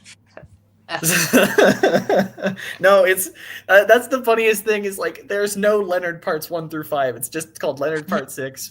But yeah, it's a really bad Bill Cosby movie. But the weirdest part of it is that there's a part in the film where they're like in a like some kind of like beverage factory, like soda or something, and there's literally parts of the film where he's like putting like pills in like the soda, and it's like Bill Cosby putting pills in drinks. So, Oh wow, this one was ahead of its time. Yeah, I've never heard of that one. Yeah, it's real bad. I wouldn't recommend. Yeah. Probably a good reason why I haven't heard of it. Expendables 3 seeing Harrison Ford fly a helicopter with Jet Li and Arnie was positive. Okay, you're selling me on this. Jet Li I really like. Have you guys seen The One? No, I've heard it's great. Statham is in that as well, isn't he?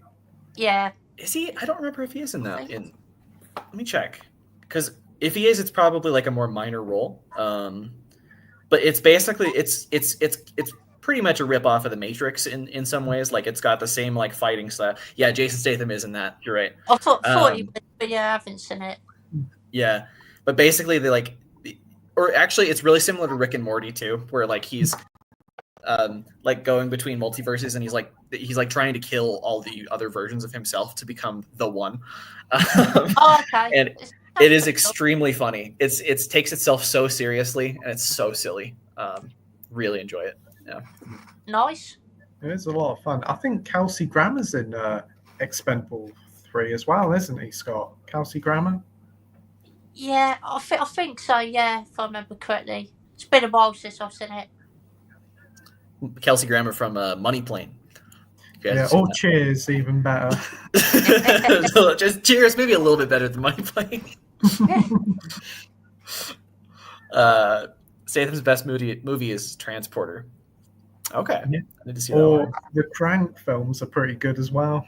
I was about to mention Crank. I've still only seen the first one, but I had so much fun with it. It's my wife. My wife is a little bit motion sensitive, and so one night I put it on, and we started to watch it, and she's like, "I can't do this. This is too much like first person, like POV, crazy camera movement and stuff." But yeah, super fun movie. Let's see. Oh, we got Nige. Number one fan of The Substance. I'd rather wash my face in shit than sit through that again. Yeah, he was not a fan, to say the very least. Oh, dear. You liked it that much, huh, man? Oh, okay. Oh, I'd love to see his reaction whilst watching it. I bet it'd been priceless. Oh, that'd be so much fun.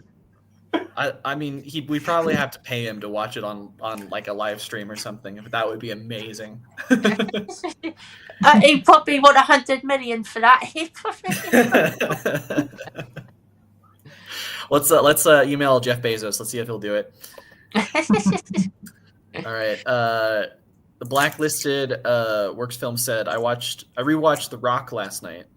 Love the idea that that's secretly a Bond film. I never really thought of it in that light, but kind of, a little bit. Kind of, yeah.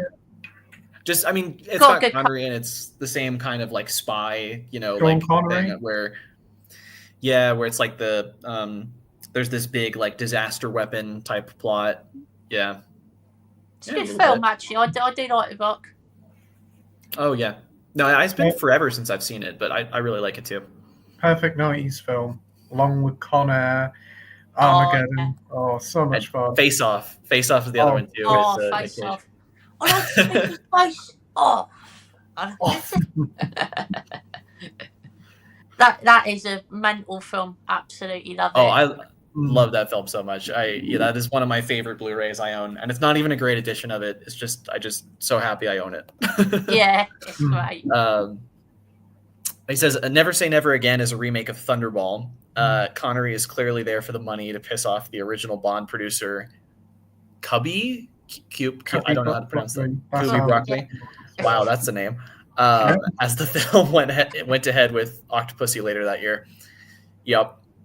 Yeah, no, it was the summer of Bond. It was very, very odd to have them both go up against each other, but both of them did pretty much the same, did moderately well. Yeah. I knew most of those details that you mentioned, like the fact like it came out the same year as Octopussy, that it was basically like a cash grab and all that. But I didn't actually know that it was a remake of Thunderball. That's interesting. Yeah, the guy who the two people who were head of Bond, the one who made that only had the rights to write Thunderball, so he did another remake of it. Oh wow! Wow. And you got like Sean Connery in there. He, probably older than Roger Moore, coming in there nearly 60 and dating women half his age. Again, it's like A View to a Kill all over again. It's like, yeah, so funny. Well, especially because Thunderball was really riding off the success of Goldfinger, and like Connery, like he's still decently young in that, and he, I don't know, like all. It does emphasize like his relationship with a lot of different women in that film. So to picture that, but except he's like 60 plus years old, that's certainly a choice. You got Max von Sydow in it and Kim Basinger as well. So you got some good talent there. Oh wow, that's interesting. I didn't know that he was Max von Sydow. Yeah, I'm pretty certain. Does he play He plays Blofeld, I think, if I'm not mistaken. He would be a good villain in general for a Bond movie. That's really surprising, though. Have you seen this one, Scott? I haven't. No, I've heard it's not great, to be honest. So I haven't Yeah. watched. Well, it's not as bad as the Peter Sellers Casino Royale. Now that is truly dreadful. Never seen that either. That like a lot of the like unofficial Bond stuff. I still need to get around to. Yeah, I've heard that's pretty shit, to be fair. Yeah. Well, it's dreadful. I wonder if at the time was On Her Majesty's Secret Service considered like a spin-off? I guess not, because it was like it has the full, opening credits and all of the things that make a Bond movie. But I mean, Lazenby was not accepted as Bond by most people at the time. Like it wasn't really reviewed that well. I don't think when it came out. It was a hard sell, especially at that time. Everybody loved Sean Connery, and to have him replaced, and also having somebody from Australia at that time, they probably was like, no, we should have somebody else to have it. But he was great. It's definitely been reappraised over the years. It's such a wonderful film. I also like in the opening where he breaks the fourth wall and talks to you in the camera, don't he? That's right. Yeah. I forgot about that. Yeah. No, it's such a fun film. It's got a bonkers plot too. Like it's like I think people think of it and they think about the ending and like how you kind of attach yourself to the characters, but like it's this whole plot where like on a mountaintop in Switzerland they're like testing all these like LSD drugs on it's basically like MK Ultra like CIA type stuff. Like it's really wild. You got Kojak as well, Telly Savalas said, and he is a brilliant Blofeld. He is. Diana Rigg as well from the Avengers, perfect. Wonderful. It's such a great film, a mix of both comedy and tragedy, as well as having just a good character development for Bond, which we would later see in the Craig films. Mm-hmm. Sounds like a good film. That, to be fair, I'll have to give that one a watch. Yeah, for sure. I think most people who watch it now really like it.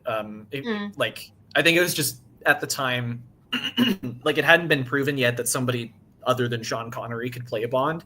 And I think Lazenby, like he as well, like he went in such a different direction to Connery. Like Connery is really like, masculine and like hard edge and all that. And Lazenby is more like, I think I described him in my review as like, he's like diplomatic. Like he's very like, I don't know, like he almost looks like a really like good looking, smart, like professor who happens to be Bond. It's not like he's like wearing glasses and a sweater or anything, but also he didn't really do any acting before. He was a male model beforehand. He was so it was quite a jump from that to Bond, but he did really well. It's a shame he didn't do more. I know they did a documentary about him a few years ago, which was supposed to be really good, and he is always very like chatty about talking about Bond, very positive about it. So I bet he has some interesting stories about it. And like No Time to Die really loves that film because it's constantly calling back to it. From certain shots to certain sayings to even the music playing. Yeah, the music is like they do a lot of the direct, like the main theme from Majesty. They do a lot of that. Yep. It even ends on "We've got all the time in the world." Yep, for sure. Andy says, who should direct the next Bond film? That's a good question. Would you prefer the Guy Ritchie style or Chris Nolan, Matthew Vaughn? I'll let you go first, Scott. What do you think about this? I would say probably Matthew Vaughn out of those three. Definitely not Christopher Nolan. I don't think that would suit a Bond film for me. That just doesn't really sit well with me. But I'll probably go Matthew Vaughn out of those three. Yeah, that's a good one. What about you, Pete? I would have to say Christopher Nolan. I think Guy Ritchie, probably not. Matthew Vaughn's had a few two misses so far, he has. Yeah, Argyle. He is a Bond fan, and he does have this Tenet proves that he would make a great Bond film. I think, like, I really did enjoy Tenet a lot, and my hot take is I'd love to see Robert Pattinson as Bond. I think he would be brilliant. That'd be a really cool idea. Yeah. And he is British, right? Bond. Like Robert Pattinson, he's British, right? Yeah, he's British, yeah. That's what I thought, yeah. Yeah, because I think it'd be like kind of like the only thing they haven't had yet is they haven't had an American play Bond, and it's like I think that would be a little sacrilegious to a lot of Bond fans, for sure. But no, Pattinson can do it. Yeah. For me, out of those three, definitely Nolan. Although Guy Ritchie wouldn't be. Honestly, I think he might be able to do it as just because like I think he's got. I think he's a good like craftsman. Like he knows how to like his Sherlock Holmes movies are really well put together. Man from Uncle as well. That is a really good like Bond-like film. For sure, for sure. I need to see that, to be fair. That's a good one. Yeah, that's Henry Cavill, right? Yeah. I mean, I don't know if any of these three are like the ideal choices, but like Chris Nolan, I feel like is the best like director out of all these, and if he could find a way to kind of inject some humor to it, kind of like he did in Tenet. There's a lot of really funny stuff in Tenet. Like that could work, because I think they do need to go in a more fun direction than they were doing with the Craig movies. One guy I've heard floated as he might be directing the next Bond is Edward Berger, who did All Quiet on the Western Front and Conclave this past year, which is interesting. I think he's a very solid director, but he doesn't really fit like the going in a fun direction type thing, because his movies are like very serious, and like especially the music he uses, like the guy who does the score for his films, it's like Hans Zimmer on steroids. Like it's just like blaring at you the whole time. So I don't know. That'll be interesting to see where that goes. Yeah, it's an interesting choice for sure. Yeah, well, talented director, so that's good for me. Yeah. Definitely. How dare you mention Star Wars? This is probably the first time I've mentioned Star Wars on one of my streams in a very long time. Yeah. Danny, I love him on EastEnders. He was actually really good in EastEnders. Not for me. I don't watch that. Not for me. Oh, this is not Danny Dyer related, but in as far as like things that are like just this is like a British thing or whatever. This was for Samurai January. I watched Mrs. Brown's Boys, the movie. Oh dear, oh dear. What a I'm surprised you lived to tell the tale. I'm here. I'm alive. There were even a couple, like early on, there were a couple jokes I laughed at that I was like, that's kind of funny. Like there was one where she was joking about Ireland being like a tax haven, and she said like, I don't pay tax. I changed my name to Google. And I thought that was funny, but like the rest of the film, I can see why it has the reputation that it does. For most people. I used to really like Mrs. Brown's Boys when I was in my teens for some reason, but as I got older, I realised it's a load of shit. It's it's shite. Right? Yes, indeed. Yes. As a TV series, fair enough, but never on the big screen. I remember when it came out, that Brendan Cowell, who plays Mrs. Brown, said, we've got a whole line of films coming up, because he dresses up as a Chinese waiter, doesn't he? And he was going to do a spin-off with the Chinese character as well. He was. I forgot it. Yeah, I think I heard about that. It's like such big plans and nothing come of it. That proved how bad it was. Oh, yeah. The thing that really like bothered me about it was, and I know that this is the whole shtick with the show, but like basically there's times where like, because a lot of the comedy is like improvised, and so they'll like screw up, and they'll like, mess up the joke basically, or like break character, and then they'll just like laugh at each other, and they leave that in the movie. That was like the big thing for me. I was like, there's like a good 5 minutes of this film that is just them laughing at themselves. It works in the show because the audience are a part of it, but in the film, staff. That's one of the good things about the show, is that like if you are a fan of it and you go to it, it is an experience and you are a part of it. But whatever were they thinking about keeping it in the film and making the film? It just sits there now in all the charity shops, and there's like a place called Poundland, and there's hordes of them sitting there, the Blu-rays of them. They can't get rid of them at all. They've just been sitting there for years. Nobody's buying them. Exactly, yeah. We got Jason. Hey, Jason, how's it going, Hey, man? Jason. Hello. He says, "What's going on? I started watching September 5th, and I'm enjoying it so far. Better than 90% of the Best Picture nominees." Yeah, I heard mostly really good things about that. It's like it was like a terrorist attack that happened in like Berlin or something, right? From like I think so, something like that. yeah, I think it's like a historical thriller of some kind. Yeah, I've heard some Yes. really good things about it. Wouldn't mind checking it out. Yeah, and I think it did get like a nomination or two, but like maybe for screenplay or something. But I was kind of surprised to see it not nominated. Like, I really liked that Nickel Boys ended up being nominated, but I kind of figured that maybe September 5th would get in there instead of it. But yeah. Elliot says, "Hey Jason, September 5th was such a pleasant surprise. Currently my third favorite of the year at this early stage." Oh wow. Okay, Nice. that's 5 days. Definitely will have to check it out. I'll give it a go, definitely. Yeah, do you guys know if it's on I guess I'm more talking to Elliot and Jason, but is it on streaming or I'm not I sure. think it is on streaming in America because it's been out in America since last year. It only just come over here in the UK. Okay. Yeah, I guess Jason, if you're watching it, I think you might have said you're watching it at home. So, cool. Yeah. Andy says Golden Child is a great Eddie Murphy film, underrated. That's a funny one. Yeah, I enjoyed that when I was a kid. Yeah, that was good. I haven't seen that one. Yeah. Bowfinger's not too bad. I quite like that one. Which one? Bowfinger. Oh, okay. Yeah. I haven't seen that one either. For some reason, I went into H&V and saw it for Blu-ray for about £5 or £6. Took it to the till. Yeah. The girl who said, because she gave me looks could kill, like she really hated that film. Oh wow! that was the first time that somebody at H&V was like judging me on my purchase. I think if I went there with a copy of Sallow, she'd be like, "That's all right." Oh, yeah. What that? Oh wow!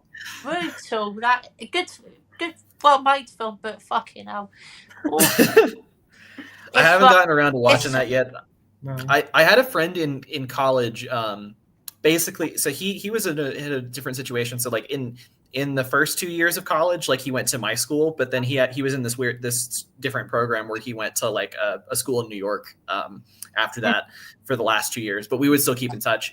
And when he was in New York, he took a class called like Cinema of the Subversive or something, and he had to watch Sallow, I think, for the class.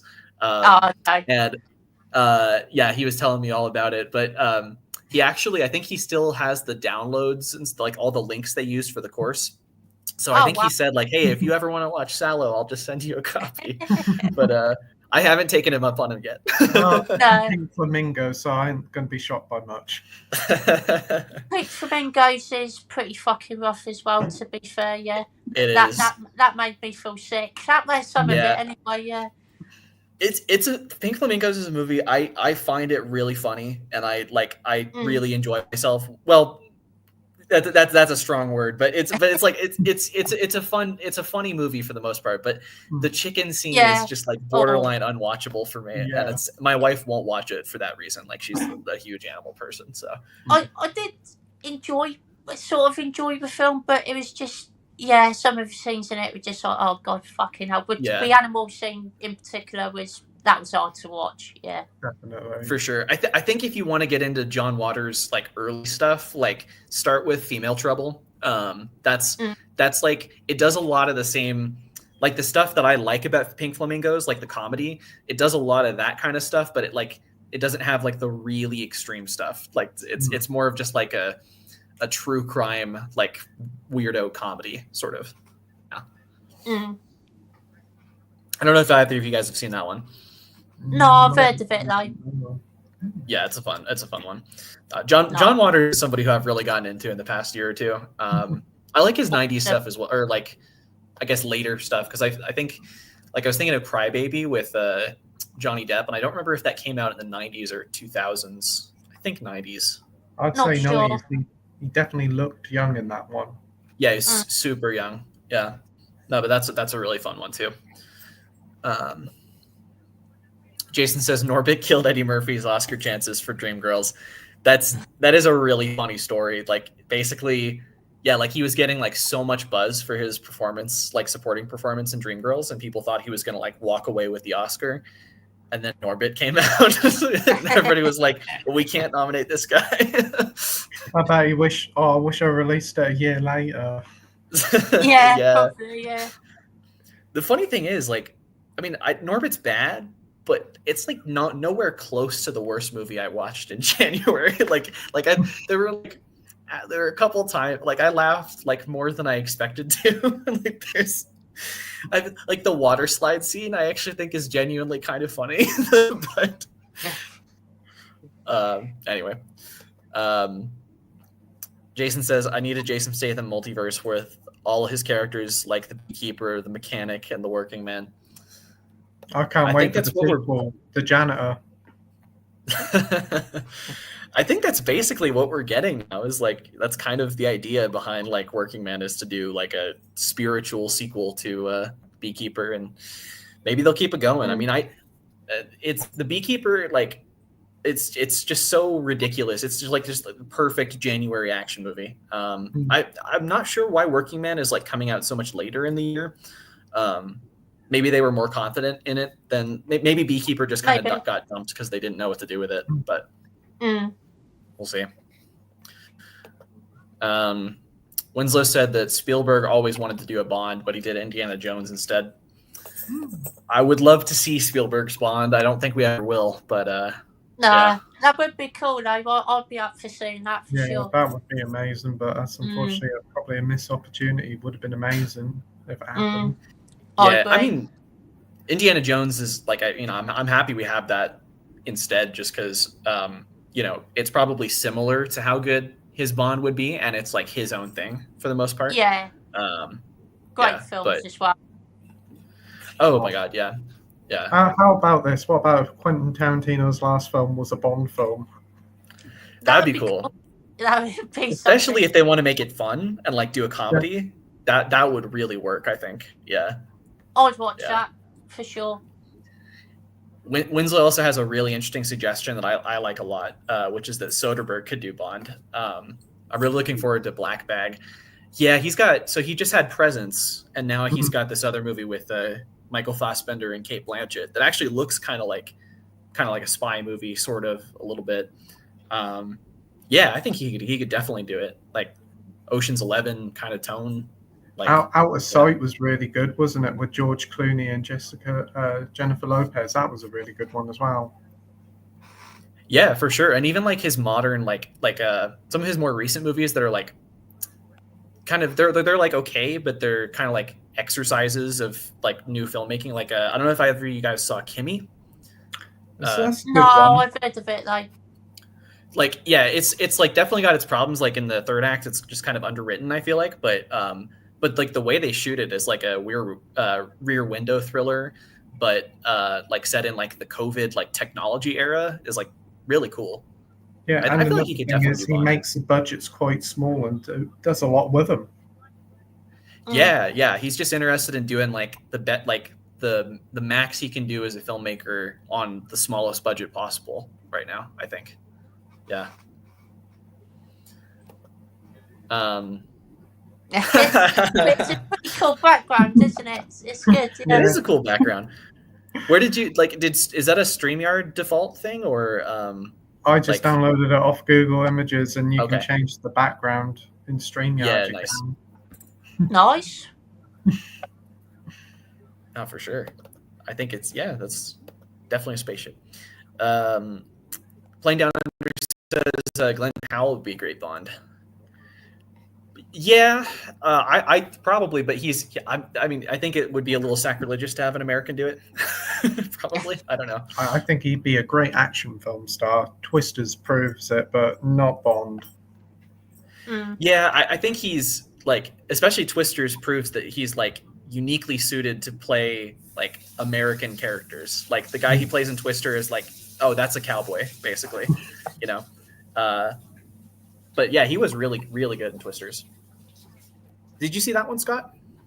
I haven't, no, but I got it on 4K, so it's one I will be checking out shortly. Yeah. Have you guys both seen the original, like Twister from the 90s? Yeah, that's a lot of fun. Yeah, That's I good. would say Twisters is like just as good as that, if not maybe a little bit better. But it's like it probably has like better characters, I guess, and like it's a little bit more like CGI. Well, I guess they're both pretty CGI heavy. Like, but no, I had a lot of fun with that. Nice.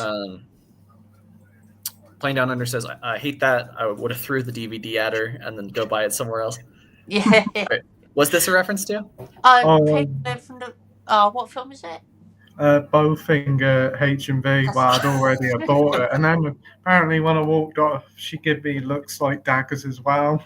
Wow. Maybe she actually wanted the film, and I got the last copy.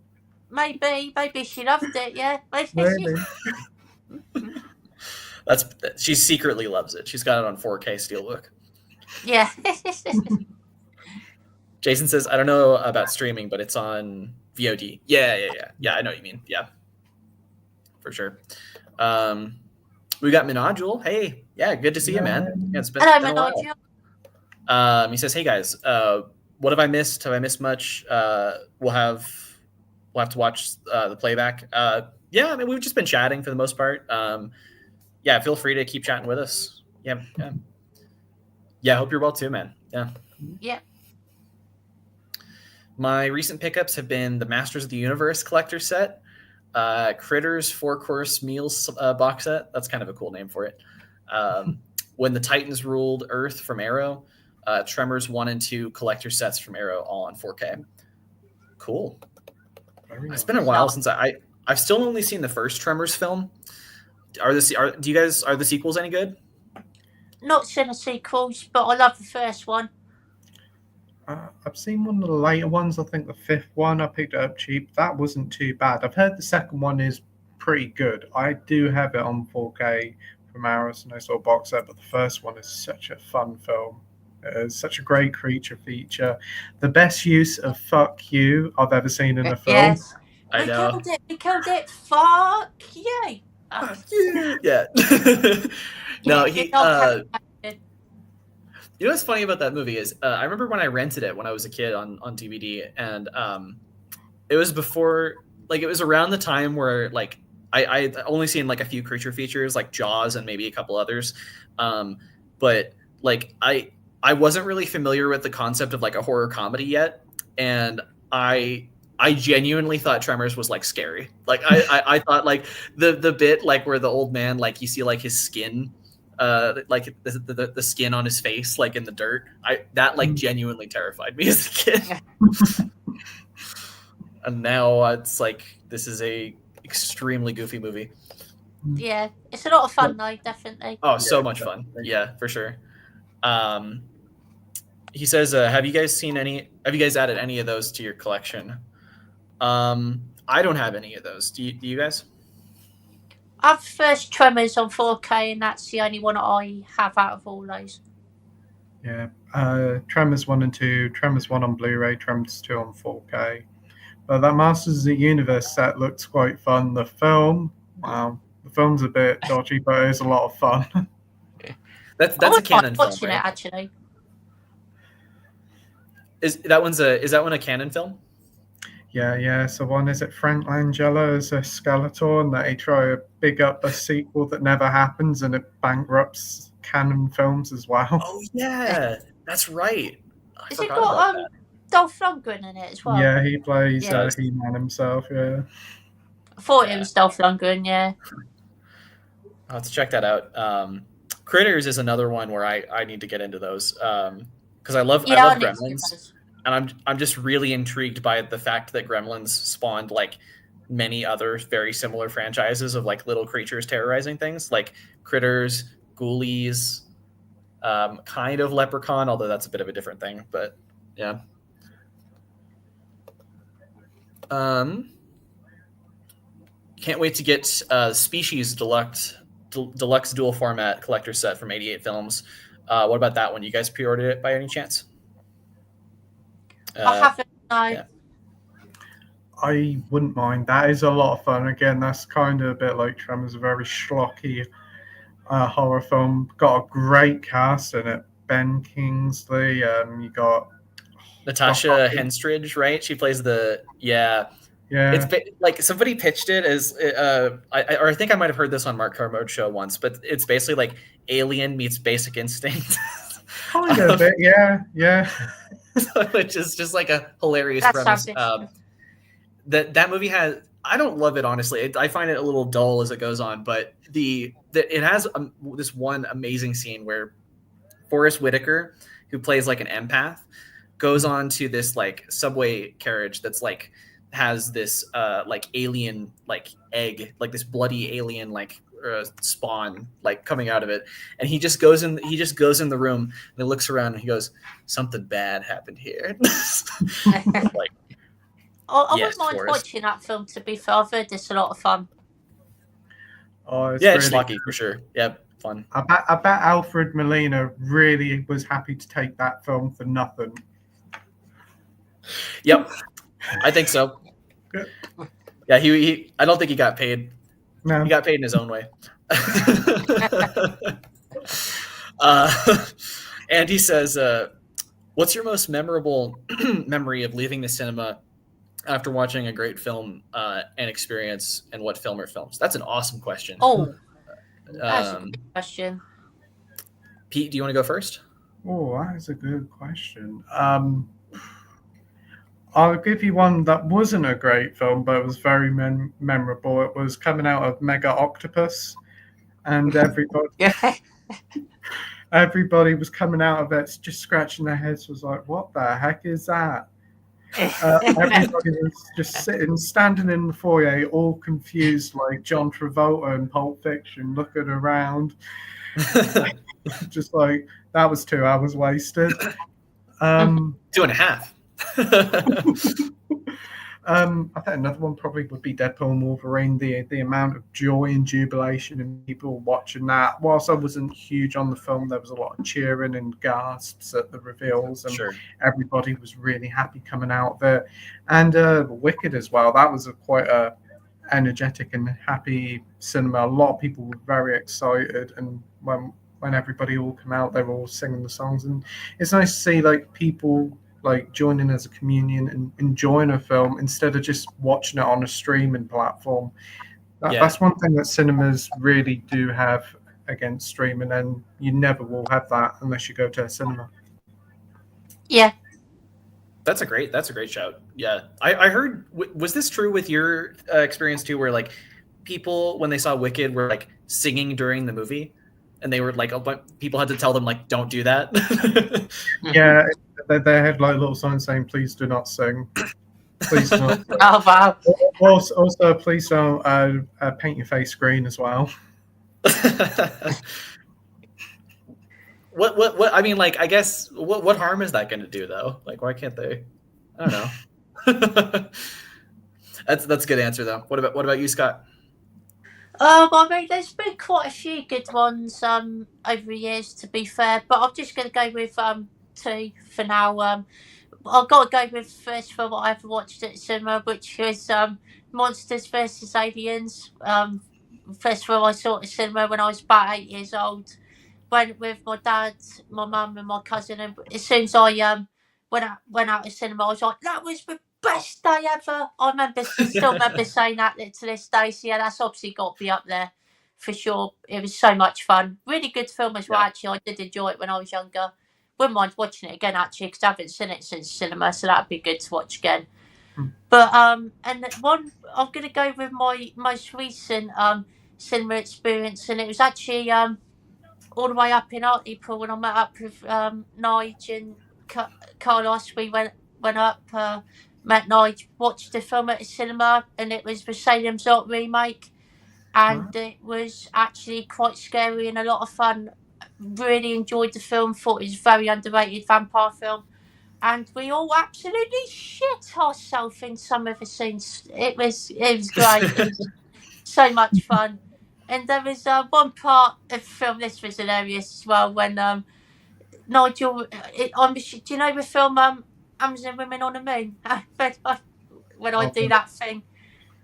No, I don't think so. I know there's a movie called cannibal women in the avocado jungle of death, but that's what my brain went to. But No, what do you?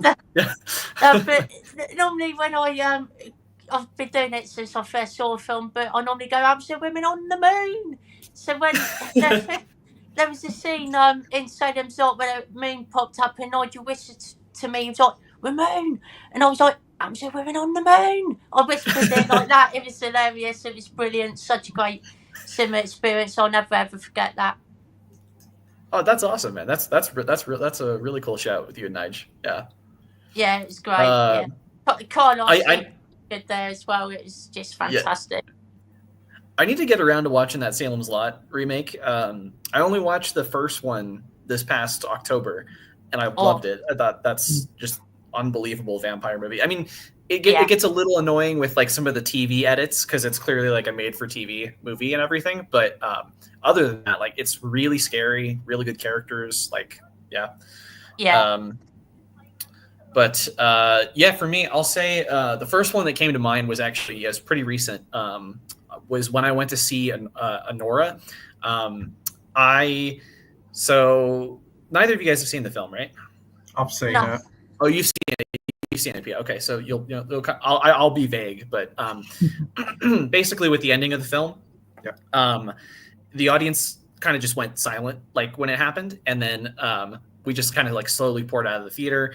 But it's such a sad ending, I think, that like it hit me at first that like, you know, the feelings of it, but it really didn't fully hit me until I was on my way back to the car, and just like kind of uncontrollably, I just started like crying. Like I just started like really, I was like, oh wow, man, like I just really feel like I understand like this character who I have like very little like shared world experience with, and I don't know, that just kind of like just feeling that connection with somebody that you don't know, but you get to know them over the course of a couple of hours. That's just kind of like what makes like cinema as an illusion so great. Very powerful thing for a film to do is to make you cry.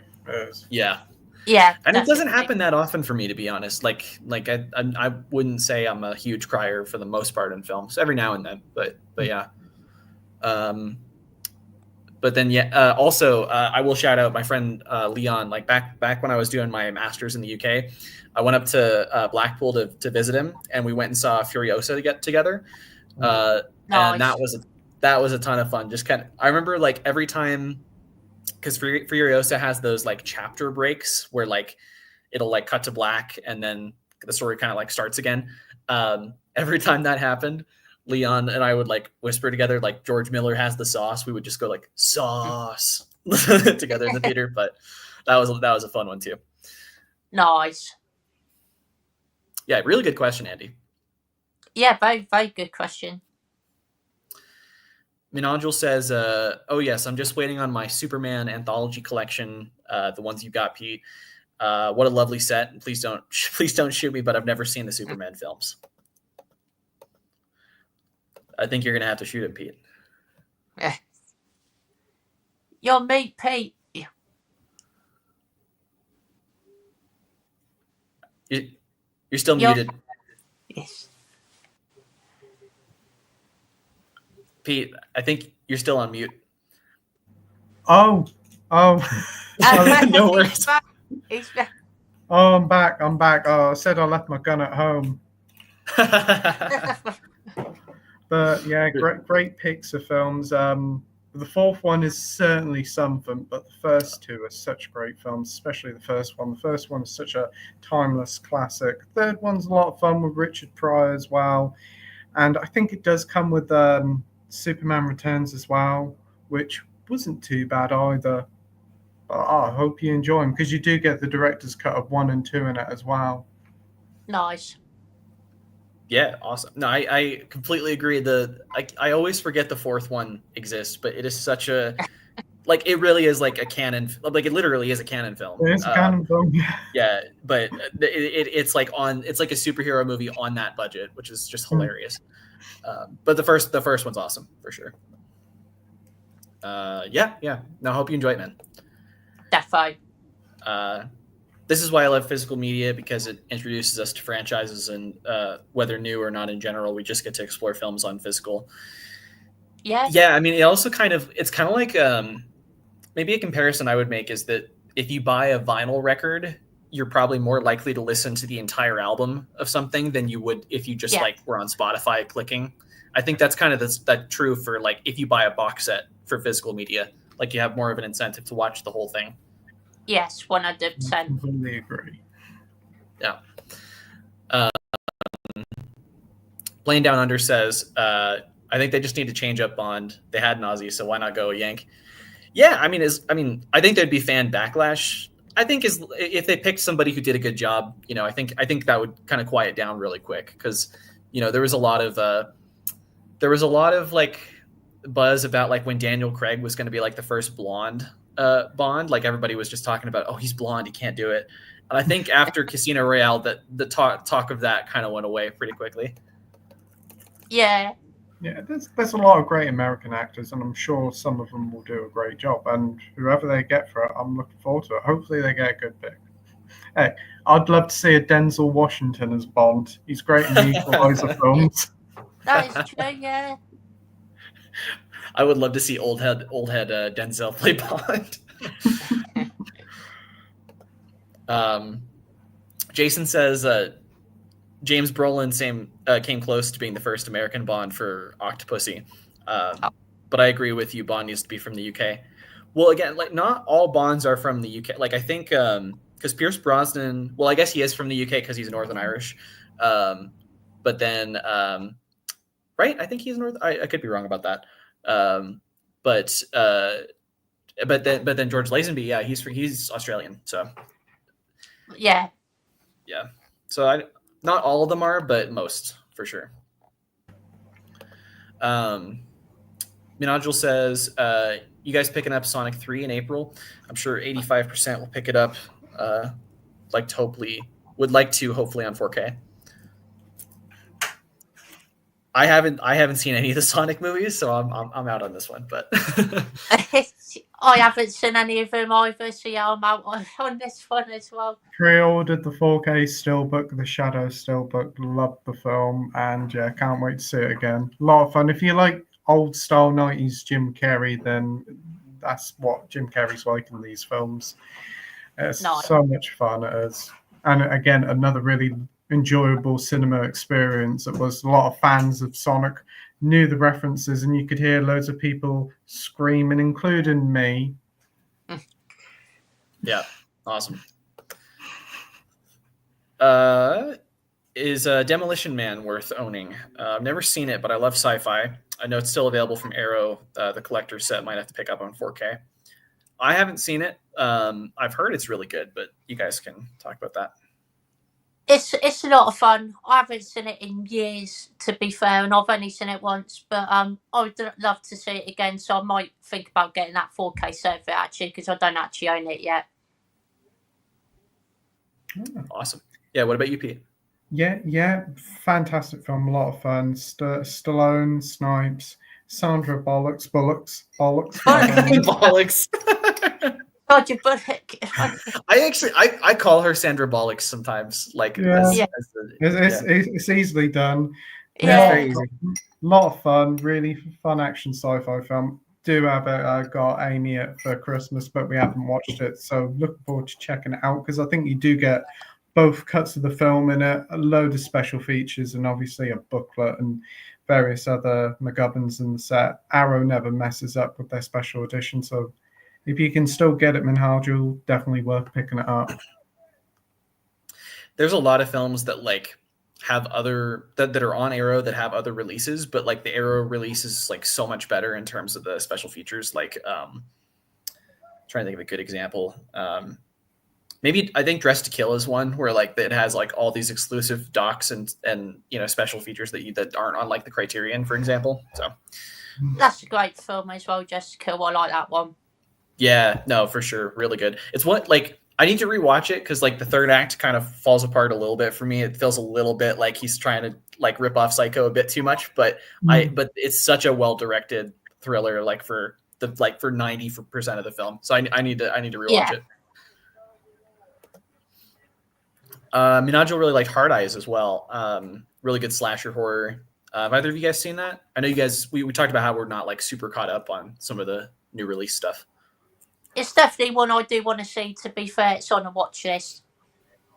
Yeah, I haven't seen it yet, but I've seen the trailer. Saw it at the cinema when I saw Companion. Looks really good. Very much if you like the new Scream films. Definitely gives off that vibe. It's even got the guy from the new Scream films as well in it. But yeah, The actor or like a director or one of the actors, the guy who gets stabbed like 50 million times in Scream 6. Oh right, yeah. Yeah. Wait, does he play the guy who loves like giallos in Scream 6, like who has like the posters and everything in his room? He's in Scream 5 as well. He's got a sister as well, isn't he? Okay. Yeah, I think I know who you're talking about. Yeah. No, I haven't seen it either. I had a good friend of mine from college really liked it. The same one actually I was talking about, who the guy who shared who said like, hey, if you ever want to watch Solo, I've got a file for you. But anyway, he liked it. But that's good. Yeah. I'm also really looking forward to Death of a Unicorn and Megan 2 2.0. Just can't wait. Really intrigued about the next Megan. Yeah, I forget. How did you guys feel about Megan? I quite enjoyed it. I thought it was a bit underrated. Similar concept to Chucky, but yeah, was decent. Enjoyed the kills, and yeah, I thought it was a good time. Yeah, really enjoyed it. Supremely entertaining, quite funny at times. Yeah, a lot of fun with it. Would have been nice if it kind of went into that R-rated a bit more. Yeah. That was the only real issue I had with the film, but I'm looking forward to the second one. Hopefully they can do another great film. Definitely. Yeah, same here. Yeah, like you said, that was my big issue. Is just I just wish it kind of was more violent and went in the more R-rated direction. But no, it's a really fun, like, you know, all the dancing stuff, all of the stuff that was kind of like made fun of a little bit. I think is really fun.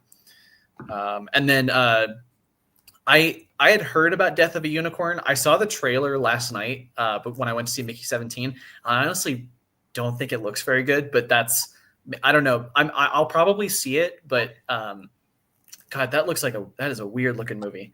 I don't know if you've seen the trailer for this one. Not sure.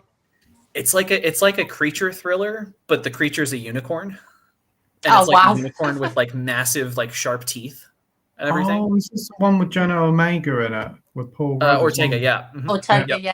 Jenna Omega. Oh yeah, it does look a bit odd. It does. A24 as well. Yeah, it's an A24 movie. I was like, that is weird for them. It's like they're trying to make a canon film or something. Like a unicorn with sharp teeth. That sounds very interesting. Yeah. No, sounds like something that the Asylum would bring out. Yeah, I know. It's like they're trying to capitalize on the cocaine bear craze or something like that. Yeah. Is Supergirl canon to the Christopher Reeves film? Apparently it is, but it just seems like a spinoff. I haven't seen that one. I've heard it's not very good, but I don't know. I've heard it's not great. I haven't seen it. I haven't had much interest in it, so I wouldn't know. Nah, me neither. Yeah, for sure.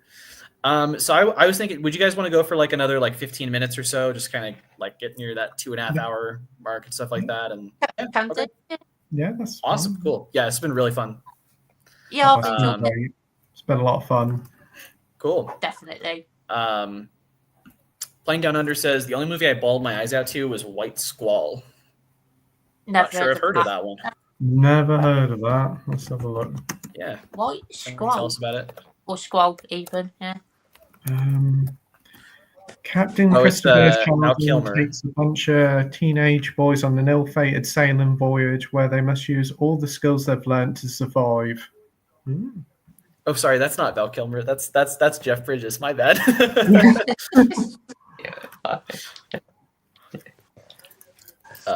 Cool. Yeah, I'll have to add that to the list. I didn't know Ridley Scott was involved with that. Yeah. Oh wow.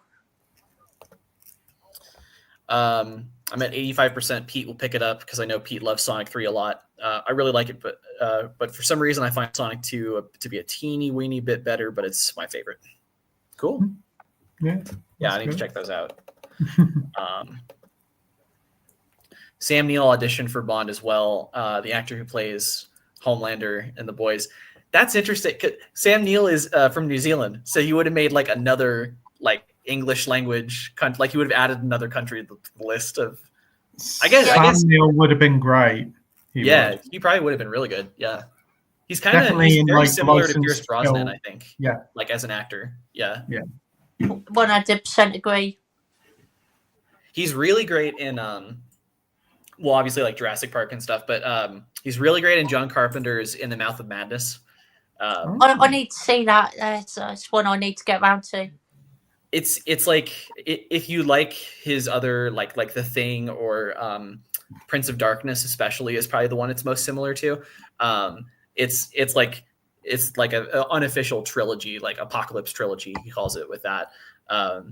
It's a very like kind of it's a little bit more funny than those ones. It's like really poking fun at Stephen King, because it's basically like a meta fiction, like this guy. It's like this novel come to life, and the novel is basically a Stephen King novel. So it's a pretty interesting film. He's really good in it. He just kind of like slowly loses his mind. So let's check that one out. Sam Neill's really good in Sleeping Dogs from 1977, I think. That's a really good little political thriller.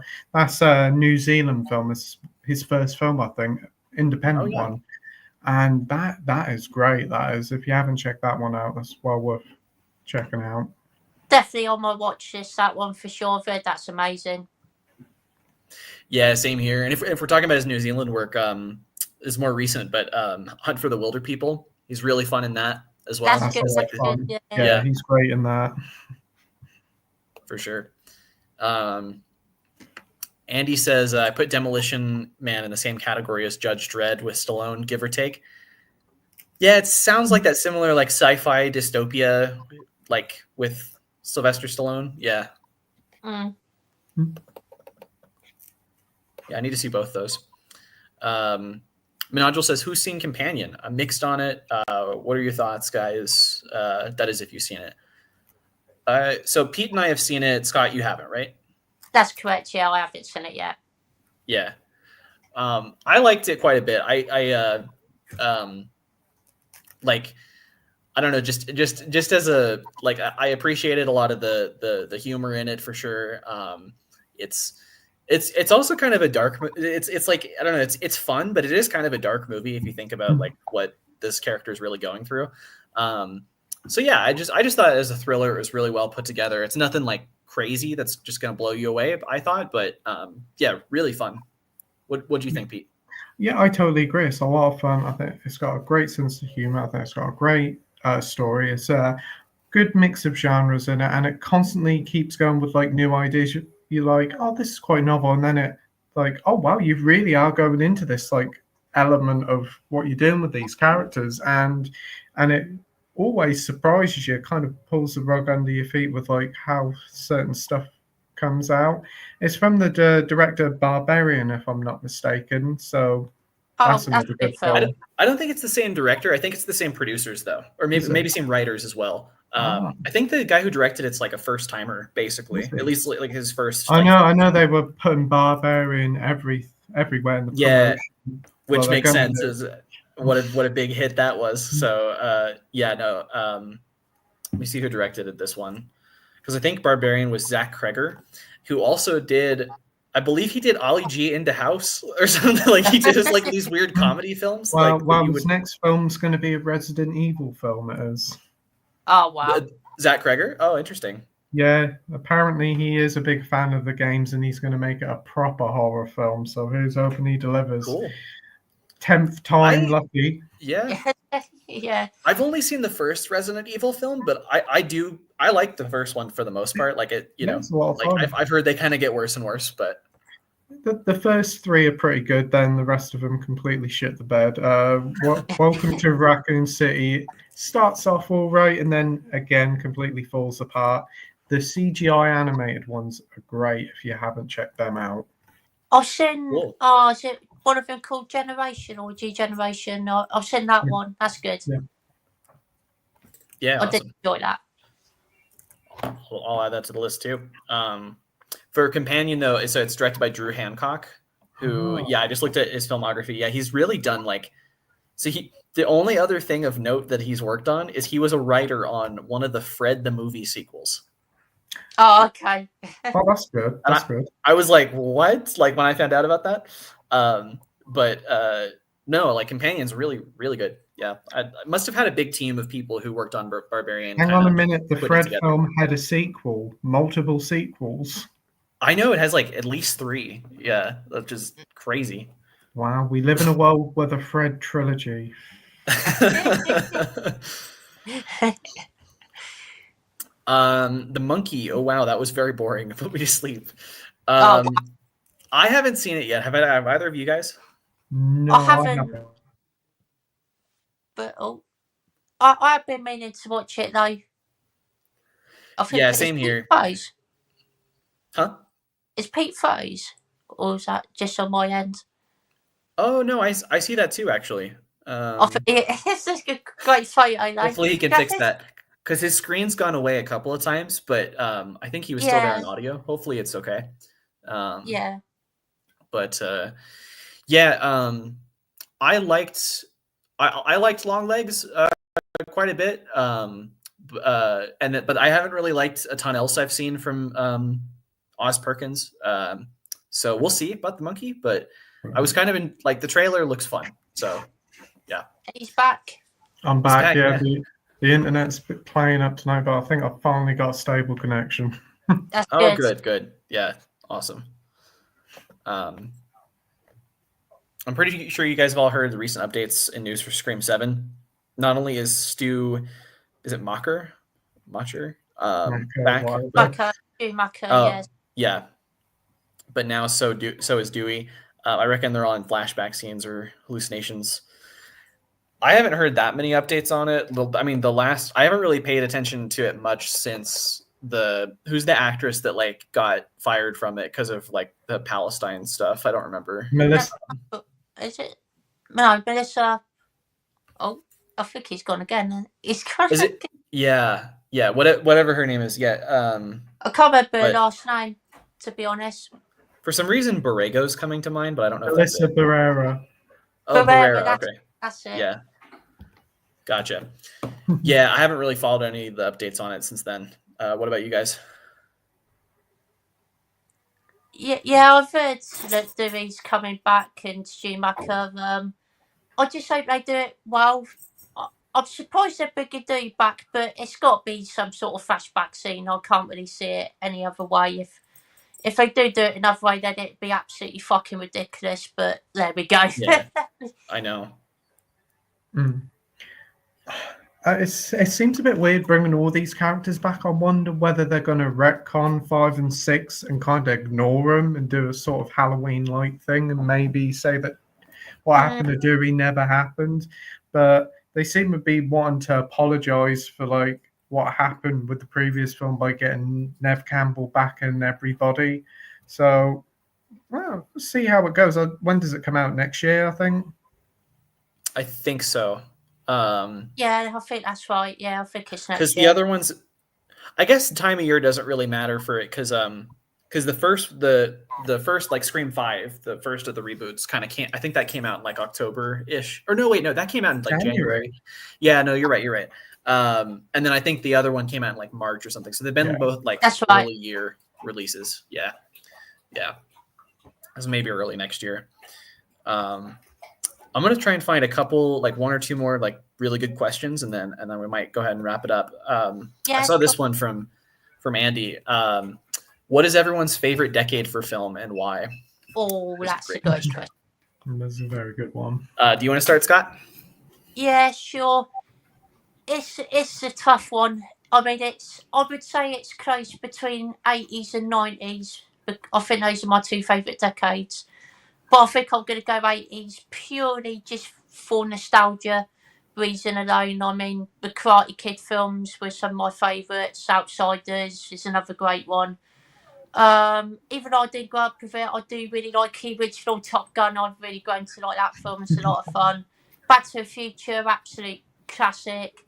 Rocky 3, Rocky 4, my two favourite Rocky films of the entire series. First Blood, Aliens. I mean, the list is endless of great classic films from the 80s. Really, it is just a perfect decade for films, in my opinion.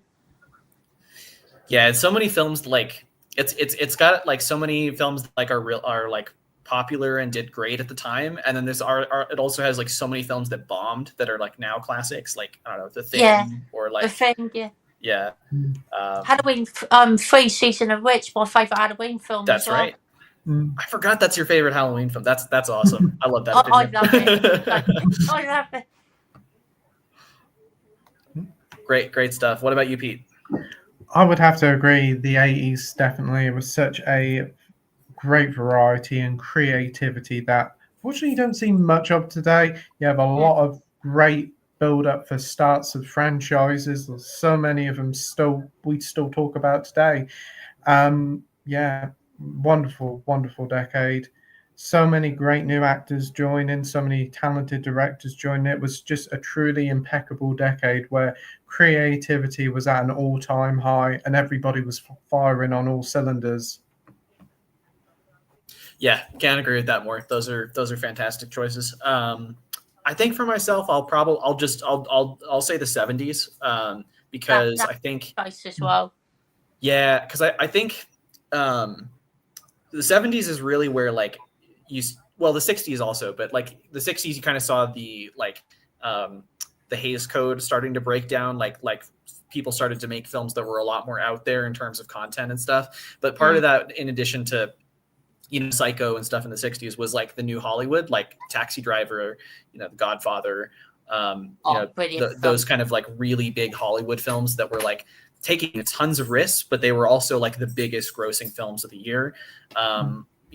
That's and of course like blockbusters kind of started in the 70s with Jaws, Star Wars. You also had so many great you had so many like great like independent horror films also, like Eraserhead, Black Christmas, House, the Japanese movie, even though that didn't get discovered till like decades later. 70s is just crazy good. Yeah, but what else? There's some great films from 70s, to be fair. I could have easily have chose that as well. The original Halloween just in at the end at 79. Yeah. Yep, exactly. Favourite film in Dawn of the Dead as well, being released in the late 70s. True. So that's got to be up there for that reason alone. One of my favorite movies, Barry Lyndon, also the 70s, even though I wouldn't say that movie's like, it's not like defining for the time or anything. Like it's not part of the new Hollywood really. It's just kind of a period piece, but it's like, again, it's like one of my favorite films ever. So I have to mention it. There's another one, Dog Day Afternoon, such a brilliant film. Yeah. And that one I think does fit. That one fits as well because it's like got kind of controversial subject matter with like his whole motivation for the robbery and everything, and just that's a great shout too. Al Pacino's performance in that is just absolutely phenomenal. It's so good. So good. Probably his best work, I think, like out of everything I've seen him in. Scarface as well for me. I love his performance in that as well. Yeah, true. For sure. Trying to see if there's any other comments in here. I do have to address this because I'm surprised. We have a love-hate thing with Mrs. Brown here in Ireland. She was the new Tyler Perry film, A Medea Homecoming. That's a big no for me. So I used to live in Ireland. I went to college there. So part of what I enjoyed, one of the few things I enjoyed about watching Mrs. Brown's Boys, the movie, was just seeing a bunch of locations I was really familiar with in Dublin. But yeah, I've heard people are, it's a love-hate thing. Maybe like you said, Pete, it's kind of like people like the TV show, but not the movie. Yeah. Well, if you want a good Irish comedy, Father Ted. That's funny. Yeah, I like that a lot. That's good.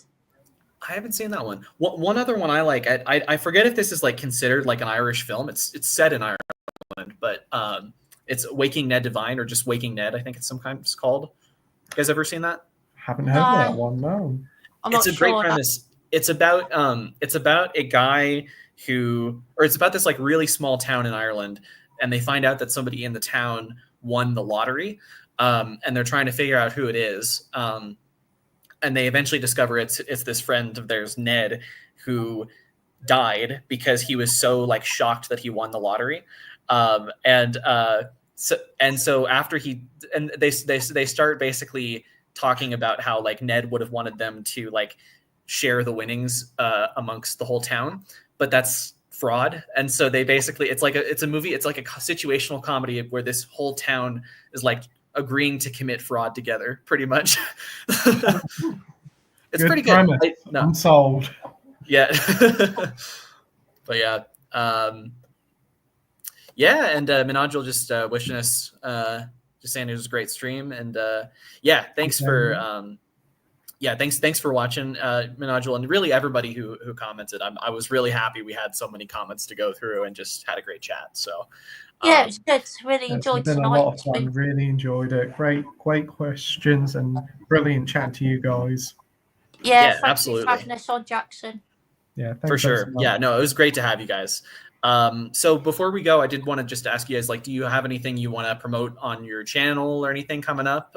We'll start with you, Pete. Yeah, I'm mostly moving to the video game side of stuff, so I'm hoping to do some video game reviews and probably some like features about certain video games. But I will do some like film reviews and media hauls and like little shorts of film reviews. Probably try and do some streams as well in the future. But yeah, there'll be stuff uploaded, but as and when, it's a bit sporadic. Awesome. Yeah, I kind of saw that on your channel recently. There's been a lot of like video game stuff recently, and especially with the physical media, which is really cool. So Yeah, awesome. It's been a lot of fun. Great stuff. What about you, Scott? Well, my channel's actually not like a bit dead at the minute. To be fair, I'm not really. Oh yeah, no, I didn't mean to like. Sorry, I didn't mean to like. No, if you don't have anything, it's no big deal. Yeah. Probably just like pickups videos, you know, stuff that I get like throughout a month and stuff like that. There is something I'm gonna probably do a like thank you video in May, because on May the 10th, I think it is, it'll be 4 years that I've been on YouTube, so I'm going to do like a little maybe 4-year anniversary special or something, just thanking everyone, talking about YouTube in general and that sort of stuff. So yeah, that'd be something I'd like to do, definitely. Well, congrats on that. That's a really cool milestone to hit. Yeah. Thank you, Jackson. I can't believe it's been 4 years already. I don't know where fuck that time has gone. It flies by, it does. But it does, yeah.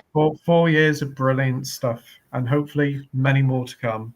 Oh, thank you, Pete. Do appreciate it. It's been a great journey, to be fair. I've fucking loved everything I've done on YouTube. It's been great. Yeah. No, absolutely. Would love your channel, man.